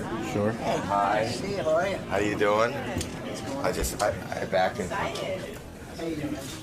So today, are you going to be offering advice? Are you going to be coaching him at all? Or are you I just gonna... think if he wants advice, I could school him. So today's interview will have a completely different dynamic. You know, it's his interview. So if he has any questions or if he is, now that he's on board, I am here and at his beckoning call for whatever information he needs. I'm fascinated, though. I'm fascinated at the fact that he's spending so much time in the, like, wardrobe. I just heard him talking about John 𝗻𝗿𝗍 and the whole deal. Yeah, he's taking this very seriously. He really is. I've been doing it for 2 years. I don't know what pants I'll be wearing tomorrow, but he's got a whole wardrobe. I kind of don't. I love that he's so concerned. He's very professional. I guess he makes me feel very unprofessional. Why, you don't plan on wearing any pants at all? There's a desk. Yeah, exactly. I'd be in boxers the whole time. Yeah, be comfortable. Comfort first. Yes. Hey, Howie's here. Howie Mandel, my co-judge on America's Got Talent. We have not hooked up on the phone or talked since I announced that I'm a judge. And Howie's been going around doing some interviews, saying some real nice things about me. So we have a lot to talk about. There he is, my co-judge. Whoever thought that, Howie, whoever thought that we would end up on the same TV show? Working together. It's weird. It is weird. Yeah. I'm excited. Are you excited? I'm very excited. I mean, we're only like 2 weeks away from taping. 2 weeks away. Yeah. I'm fascinated. I've been listening to every moment of you. I love the preparation and the thought that you're putting into this. Well, first of all, I notice you have a certain look on the show. I see you wear like kind of a jumpsuit, kind of black thing. Jumpsuit. You're a good dresser. A jumpsuit? Be I wear a honest with me. jumpsuit. It's a one piece. Do you? No. Who dresses you? Stop it. You don't. 𝗁𝗁. Didn't she call you 𝗁𝗁? No, I don't. I didn't get that opportunity. Yeah, 𝗁𝗁. you did. Who called you? No one. There's a wardrobe person. Is 𝗁𝗁 from the show? Yes. Yeah, okay. Well, they said there's a wardrobe person who, I guess when you do the show, and when we're taping in Los Angeles, for example, they want you to wear the same thing both days. Right. So they hold on to your outfit for continuity. Right. And then they steam it and stuff, and then they leave it for the next day. That I've been told. But I love the detail that you're putting into it, because I had no thought. In fact, that's not Me something... neither. So, yes, but I've got to put thought into I it. don't believe you. Well, if I'm going to be on TV, I got to I think about what heard I'm you going to wear. just saying you were at John 𝗻𝗿𝗍's getting fitted Yes, for... because I don't have 𝗁𝗁. No, you do. Just like I do. She dresses everyone on the show. Here, they actually called me. I didn't know. When I signed on to do the show, they called me and they said, do you have a look? Is there something you want in particular? I think you told this story, or Jason told you this story. Yeah. And, I don't think about wardrobe and I don't think about anything. So I said, you know what? Honestly, I'll be totally honest with you. Tunics. Right. I'm into tunics and kind of a medieval look. They told me this. Did they tell you that? Yeah. And then she goes, and she doesn't know me, and it's on the phone, and she goes, are you serious? I go, yes. With the advent of medieval times and all that, they're coming back. So you want some chainmail? Yeah, he wanted Renaissance. Whatever, and I know you're a wardrobe person, and you'll come up with it, but and she goes, you serious? And then it was like just an awkward silence, and then we hung up, and I never, reconnected. Can I tell you, like 12 of the NBC guys were here. It was nice. They flew in. They wanted to know, they were kind of briefing me on what goes on America's Got Talent and discussing promotion and all this. And I said, gee, what is this wardrobe and blah, blah, blah. And they said, yeah, Howie told them the first year that he wanted Renaissance. Yeah, I did. And this poor woman went out. Yeah. And literally bought up Renaissance outfits like chainmail. Oh my! All this stuff. That's my thing, Yeah, you love yanking people's chains because the Hoff wore a vest and mine was like a tunic.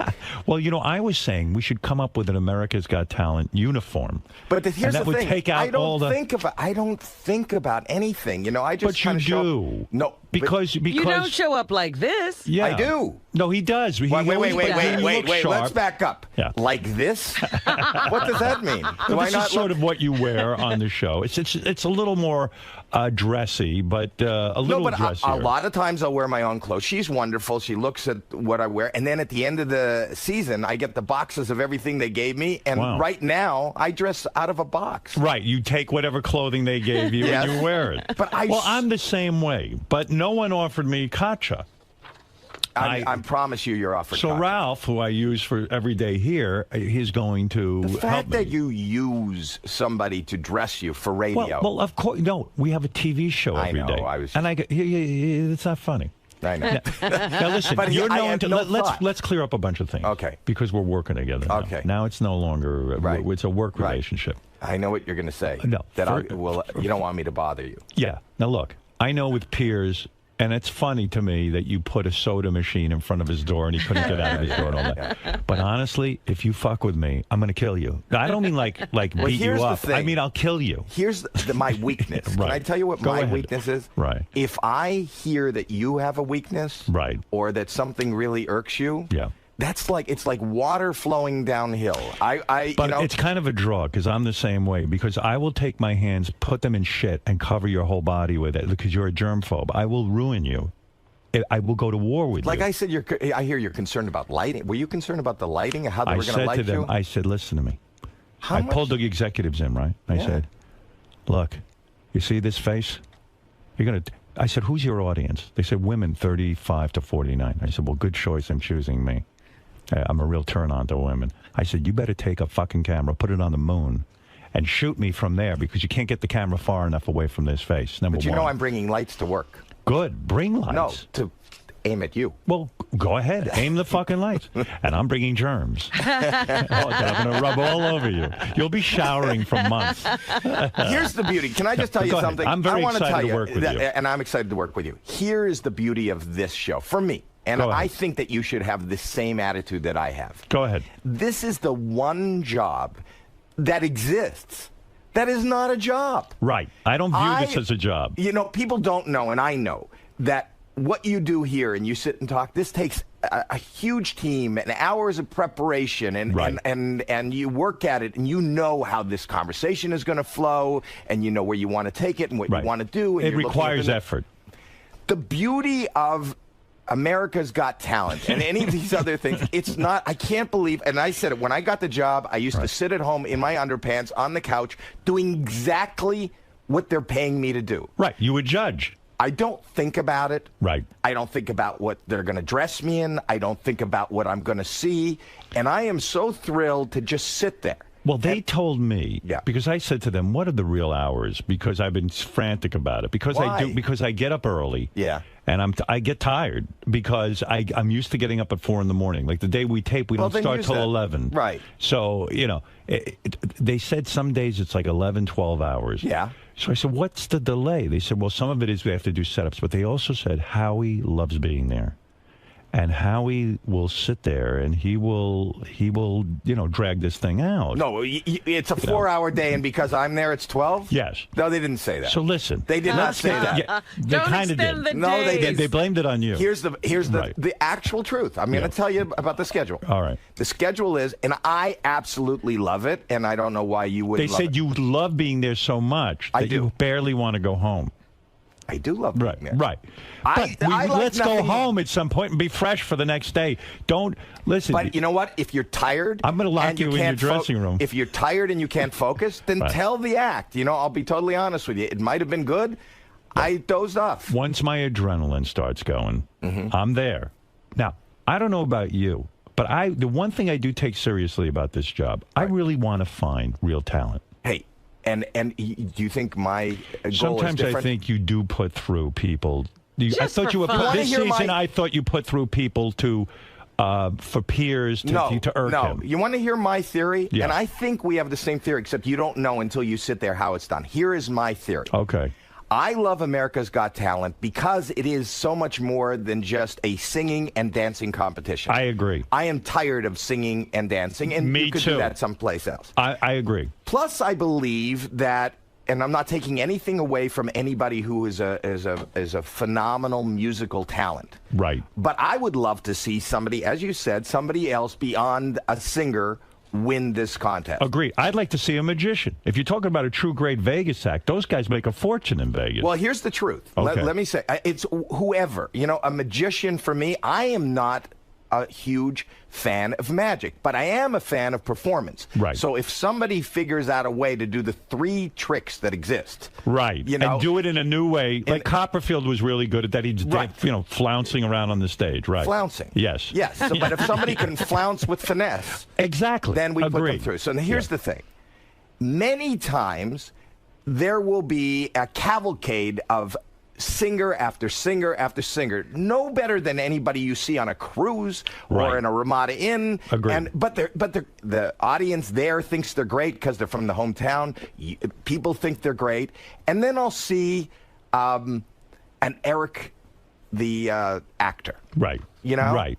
And I will say, and somebody like Piers will say, well, that's not a talent. Right. And I'll say, I will rather come and listen to Eric. And now that I know that he does accents and voices. You would rather listen to Eric than some mediocre singer. And the truth be told, your whole career. But wait a second. It is the Tiny Tim factor. Like if Tiny Tim came on America's Got Talent, Piers would have voted him off. And possibly you would have and Sharon would have. But he went on to be a huge star because he was a freak and he was so interesting. But Tiny Tim and your Whack Pack here, and you know, there's so many other characters. Let's be real. Let's figure out now as judges, because at this point it's you and me. Okay. We can outvote Sharon. You're going to be a united front. Let's unite. Let's decide right now on this show. Right. What our criteria is going to be, because I think it's confused over there. I think you're overthinking. Are we looking for the next big superstar act that can that would take you away from the gambling tables in Vegas, that would be as good as Howie Mandel in Vegas, someone who would be compelling and great and really sell tickets, or are we looking for something like a freak show, you know? But let me just say something. A freak show, you know, and they're not in the same category, but if you look at what the Blue Man Group was doing, you know. The Blue Man Group was a fully realized show. Well, you know, when they started in a little club in a basement here in New York, they were, you know, 3-4 guys who were covered in blue paint, and they were banging on pipes, and you know. So explain to me why you put through those chipmunk-looking characters, the funny little people. The funny little people. They were not. Listen, it was no different than what you'd see in Disneyland. Well, they put in a costume and they jumped up and down. Okay. You did that to Irk Piers. That wasn't right. No. Yes. Right. And no. Yes and no. Right. Here's the thing. You can't have yes and no. I can have both. Okay, go ahead. Okay, yes and no, because in that particular day, I believe that I would rather bring them forward. If I bring them forward, somebody else doesn't go forward. It fills the spot. I have a better chance of not getting another singer. I believe with those funny little people, yes, that I could create. I believe I can create. But it's up to them to create. A Vegas show. No, it's not. Yes, it is. No, it isn't. It's not up to you creating. It's what they've got to present to you on the stage. But you realize that our team there, once they go through the audition process, there's a lot of production people and production value, you know. Right. So if you look, I want to give you a better example. Okay. You hated the guy 2 years ago. There was this kid that did a kite. That flew a kite. Terrible. Why is that terrible? Because I wouldn't pay 10 cents. Okay, I don't believe you wouldn't. Here's the criteria. I'm going to ask you this when we're taping the show. Okay. If we disagree on something. Right. I'm going to say to you, hey, Howie, put up your own money and bankroll this act. You wouldn't do it. You would not bankroll the kid with the kite. You want to make? And you're a guy who produces television shows, and you've got a big career. Let me tell you something. I disagree with you. If you take the guy with the kite. Go ahead. And in Las Vegas. And this you guy, make him part of a show? No. Oh. But he's the headlining show. He has these kites, and you have lasers, and you have great music. He didn't have and lasers. You have but that's what it could become for a Vegas show. You can't say what it becomes. He should have brought on lasers then. No, but I am more apt to go see this musical kite-flying laser show in Vegas than I would to go see some singer. The guy standing there with a guitar who I have no idea who he is. But are you saying you're going to be biased against people who come to sing? No. You're going to, if you see somebody great, you will put them through. Right. Here's what, I was talking to Simon Cowell the other night. We had a 45-minute discussion about this. Right. And he said, you know, take it from the guy who's supposedly the expert at judging, but he said, if you get influenced by the audience sitting there and you put through these mediocre acts, you'll never get rid of them because America starts to vote for them and they feel sorry for them. You can't. I don't like when they have a story. I don't like when people are voting on a story. The guy who won last year had such a story. He was a car wash guy. Yeah. To me, he was a novelty act. I don't think he should have won. Well, here's the thing. Go ahead. My take on last year and my favorite act was Illuminate. I agree. But that's who I kept saying. I know you did. But by the same token, when you're sitting in the room and you see this guy, and when he came out and he was, before they put him in suits and everything, I wasn't expecting, this Frank Sinatra, this crooner kind of voice. Right. And I saw that the women liked him.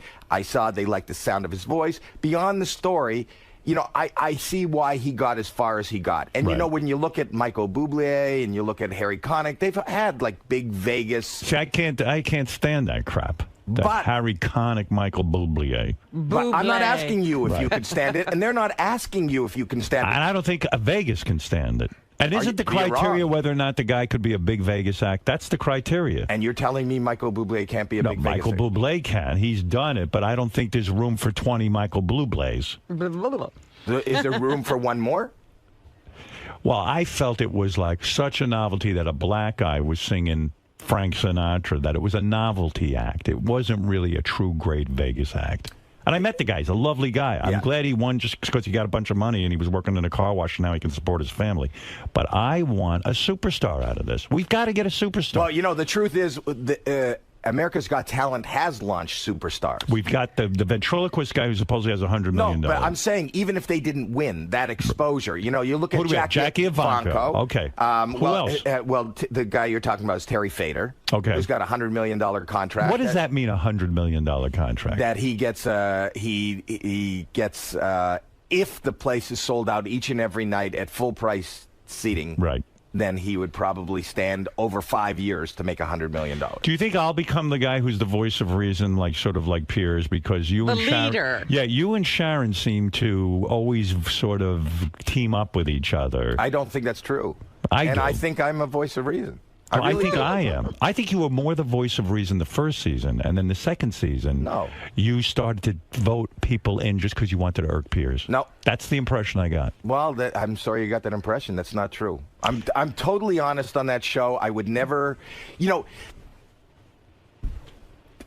I think it's funny, and I think there's something to be said, and you called it the Tiny Tim factor. There was this guy the year before, Ronith. I don't know if you remember. I just saw him. I just played in New Jersey, and he came up to. He was. The old guy. He's an Indian guy, who was doing impressions. right. I remember that. He couldn't do. He didn't do. And he said he had the man of 100 voices. And I thought I could build this guy as a man with 100 voices, each of them sounding exactly the same. But that's a one joke guy, and I thought you were crazy to put him through. But because he's not. He's a one joke joke guy. He would never make a career of his own. Yeah, if he sat on the Howard Stern show and I sat and talked to him and made interesting things with him every day, he could be made into a star, like Eric the Midget or something.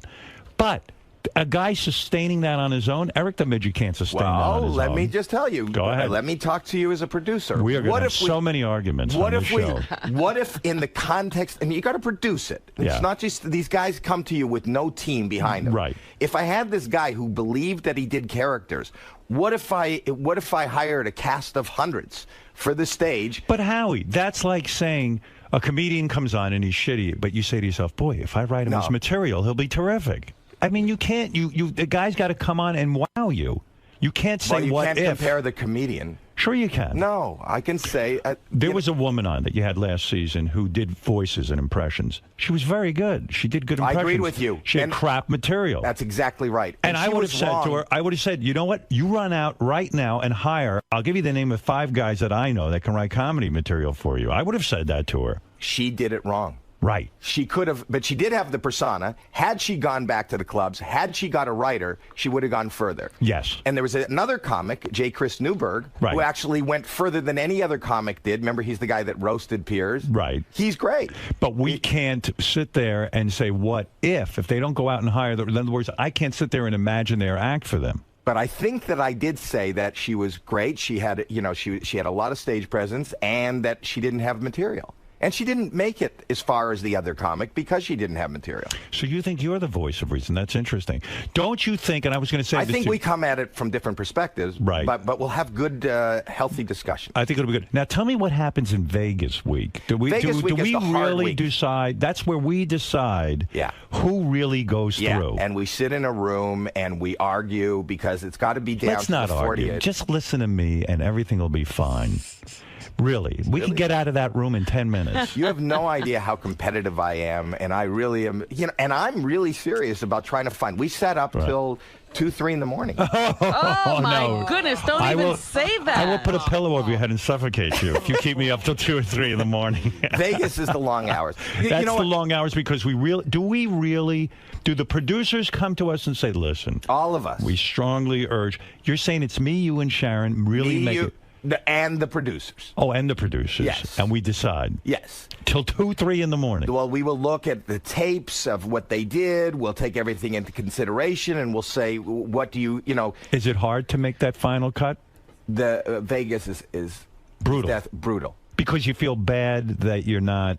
On 2 levels. Okay. Number 1, because you're making, they're saying 48, and you're going, but this guy was great, and this guy was great. And we got to give him a shot, right? Yeah, and so, amongst us, judges and producers, we can get pretty heated and argue. We do. We get passionate and yell at each other. See how passionate you feel about somebody, and then your guy's not in, And you got to live with it. And you got to live with it. So there's that, and then you have to face them. And these people have, their hopes and dreams, they've made it all the way to Vegas, and then they face you, and then they give us... I think that's going to be harder for me than I can imagine. That's the hardest part of the job. I hate that. I don't like to see somebody's dream burst. But, like, the other day, a father called in, and he said, I'm having my 10-year-old audition, blah, blah, blah. And I said, okay. She had a tape on YouTube. I listened to her. I said, she's terrible. She doesn't have it. She could develop. She's 10 years old. But don't put your kid through that. What are you doing? I would love if people just phoned in like that. But the thing is that they're going to be standing in front of you. And they've made it to Vegas. Right. And their hopes and their dreams. And it's set up so that it's really tough. If for people who have watched the show, everybody shows up in Vegas. And we tell you they're put into 3 groups. Right. One group... We tell you, you're not even going to perform. You're going right to Hollywood. We're not going to Hollywood anymore. You're going to New York. Right. Wow. Right. To New York. Yeah. You're going to New York. One group, we say, you are going to perform here. Right. And there's 48 spots. Okay. Well, there's not 48. The people that went. You've got to essentially audition again. That went to New York. You got to. There's 22 remaining spots. You got to go for the 22 remaining spots. Right. If the third group. If we can't find 22 in that third group, there'll be shot. 5 remaining spots for this whole third group, and you can go. We have real power. Oh, you have no idea. That third group must be. What a fun thing, but a big responsibility in a sense. It really is.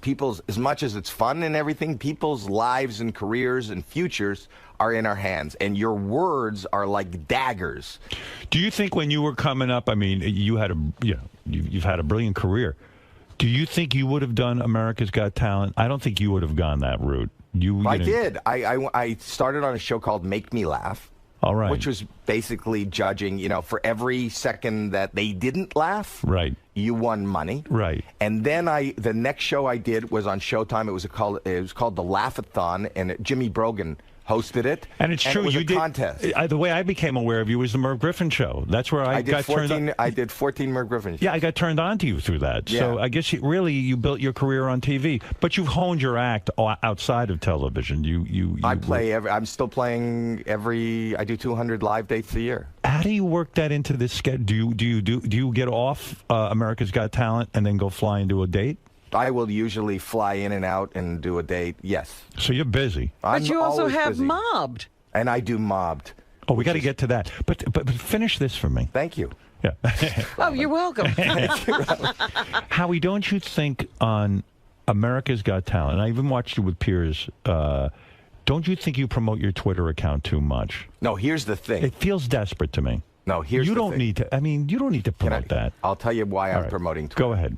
At Howie M. Mandel. Yeah, what is that? But why do you care? You're on Twitter. I'll tell you why. I'm on Twitter, but who gives a fuck? And you're going to love it more than ever on this show. And I want to say, I hardly I'm tweet. the one who told Piers Morgan about Twitter. Right. And even before you did that live tweeting when you were watching your movie, right. I did it 3 years ago. Really? I did. Well, that first. Okay. No. On the show, because I found this Twitter. Okay.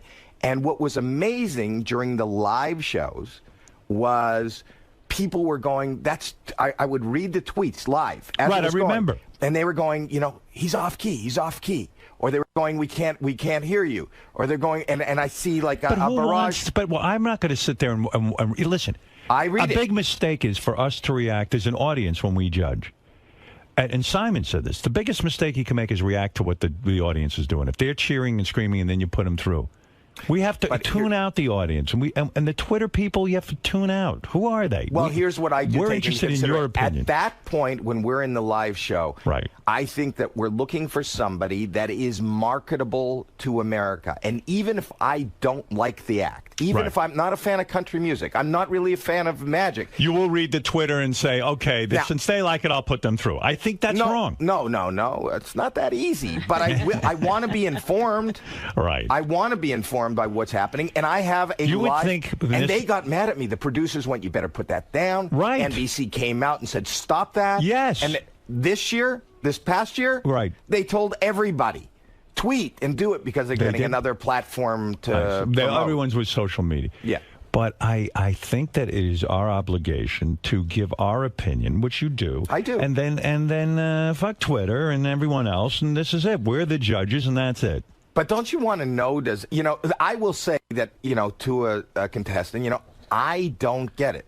Right. But I got to tell you that you just lit up, and I don't go by the audience in the theater or in the studio. No, we can't. No, but there's 15, 20 million people listening at home. And if it's coming through, it's amazing how different something seems when you're there live versus how you watch it or how it... Right. And I'm interested in seeing how the audience is. How many times during the season do we get to have sex with the good-looking girl contestants so that they can get put through to the next round? How often do you take advantage? Like, do you take advantage of that a lot? It is encouraged. Yeah. But you send out a vibe and you hope for the best. Right. Yeah. You must be. Do we have a lot of downtime? No. No, there's not a lot of downtime. You get in there and things start to happen.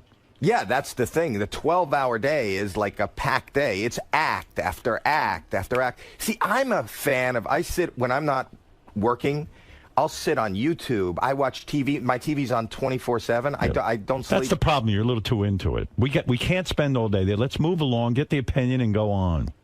Well, we get the opinion, and we do move on. But I could see. I love great acts. I love bad acts. It's the best job. It is fun. I tell you what. I said to Robin, I said, I got to get on one of these shows and be a judge.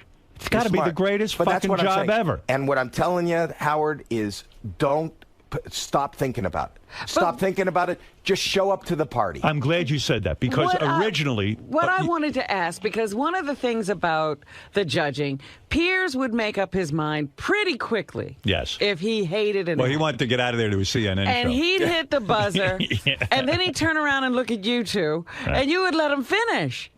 Yeah, I thought you were doing that to irritate him sometimes. No. No? Really? No, because here's the thing. I do have empathy for anybody who's a performer. And, I don't believe, and they only have 90 seconds. Right. So if you can't wait another 20 seconds, that doesn't mean that there aren't some people... But the concept is to gong show them, in a sense, to buzz them if they're not good. Right. And I have. You've it's not that I have hit the buzzer, but not as frequently as Piers did. Did you hear the rumor that they were thinking of adding a fourth judge? I did hear that rumor. But I understand they're not. That Simon was pushing for that. Yes. Yeah, because did you think that might slow it down? Well, first of all, I don't really understand the concept because just the odds of voting three breaks they need a tiebreaker. How does I don't know how 4 would work. Right. Number one, number two, especially in the live show. Right. That's hard for me because they'll say you got 20 seconds. Right. You got so you want to critique it, you want to tell them why you like it, and you always feel like, did what I say make sense? It's funny. I was going to say to you before that, this concept of overthinking it. When they first approached me about doing this, I said, oh, okay. Now I got to come up with, I said to them, I need to see the acts ahead of time so I can do blah, blah. And they said, no, we're just interested in your opinion. Then I started thinking, oh, what's got to go on, what I'm going to do, and this and that. And I said, no. That gets in the way of the show. The secret, I believe, is that spontaneity. It's not the Howard Stern show. It's America's Got Talent. They're calling me in to be a judge, and I should just give them my opinion. It was and that's such an adjustment for me. You know, the thing is, as somebody who's a performer and wants to be loved, you know, when we're in Austin, Texas, right, and they say, "Ladies and gentlemen, 14-year-old Carolyn from Austin, Texas," the crowd there is going wild. Right. Carolyn can't sing a note, a fucking note. And I go, really? You know, singing is not really... It's not for you. It's not for you. And these 300 people or 3,000 people who's ever in the theater starts booing me. I mean, that was tough. And I have to say, you know what? But America's on board, I hope. I mean, it was really tough the first time. I can imagine. And they could hate. They turn on you. They're excited that you show up. And then they hate you. Well, also, as a great performer as you are, I would imagine it's difficult sometimes not to shtick it up and not to say, okay, I'm going to do some comedy here, or now it's my turn to talk and I'm going to do this. That will ruin the whole idea of the show, right? I mean, what I have found to be the best, and if I can give you any advice, is stop thinking. Right. There is no job in the history of show business where you don't have to think. This is nothing. it. There's no preparation. People like Jason Raff and all these people, they create a monster. They build it. They work. They've been working all year long. They're picking the acts that we're going to see. I've spoken to Jason, Meredith R., Brendan Rigg, Paul Talegdi, and everyone said the same thing you're saying. They said, look, we just want your opinion, and that's it, and then move on. And that's what we're after. I said, well, I can do that. I'm certainly opinionated. And I think if you overthink it, that'll show. Right. You know, it'll look like prepared. You know, I don't prepare material. Right. I don't prepare. It's just whatever comes out. And you know something? Your intellect and your honesty is what has gotten you to where you are. And that's what people are interested in. If you bring that to the show, and as long as you don't try to be something that you're not, or that you think you should be. Is this your third season? This is going to be my third season. I've done 2. You've done 2 seasons. This is your third. Yeah. You think Sharon's excited about doing it? I think that she's very excited. She's very excited about you. I think that this is going to be a little hard for her with the New York thing, because she has the talk in Vegas, in L.A. Is she on board?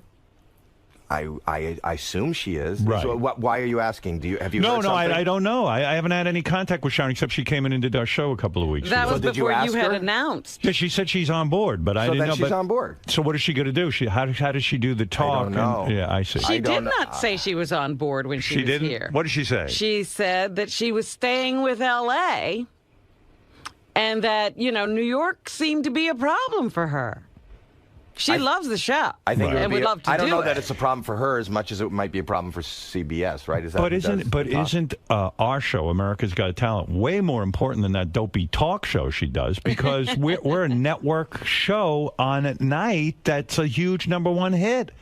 Well, if she's going to give up one show, give up that other stupid fucking show. I don't think she's giving anything up, and I haven't. I'm so busy that I haven't had any contact with her. I assumed if she wasn't on board, we would have heard about it. Right. So I think it's the 3 of us. Was there? I was reading about your relationship with Piers and Sharon, and one time there was an incident where you guys were on a plane. Yeah. Piers was asleep. Yeah. When he woke up, Sharon put her tits in his face, bare tits in his face. Really? And he was upset about that? Because Nick was videotaping it. Why would he be upset about that? Nick Cannon videotaped it. I'd love that. I know, but put your tits in my face every fucking day. She's got great rack. She does. Why would he be upset about that? I think because he's the anchor at CNN and he felt that wasn't the image he wanted to Didn't project. Piers give up the wrong job, honestly? I thought Piers was terrific on the show. I've said that everywhere. Yeah, I was. I was happier with him than he was with me. Right, but CNN, I think he was happy with it. I think he liked the animosity, and it didn't feel real to me. Do you think it was real that he really didn't dislike you? I think he disliked. I think he didn't get my way of judging. I think he didn't get my sense of humor, and I think that I do think it was real. Yeah. But I don't know. I was real. I took the test on the America's Got Talent website to see who you're most like as a judge, and I was convinced I would be most like Piers.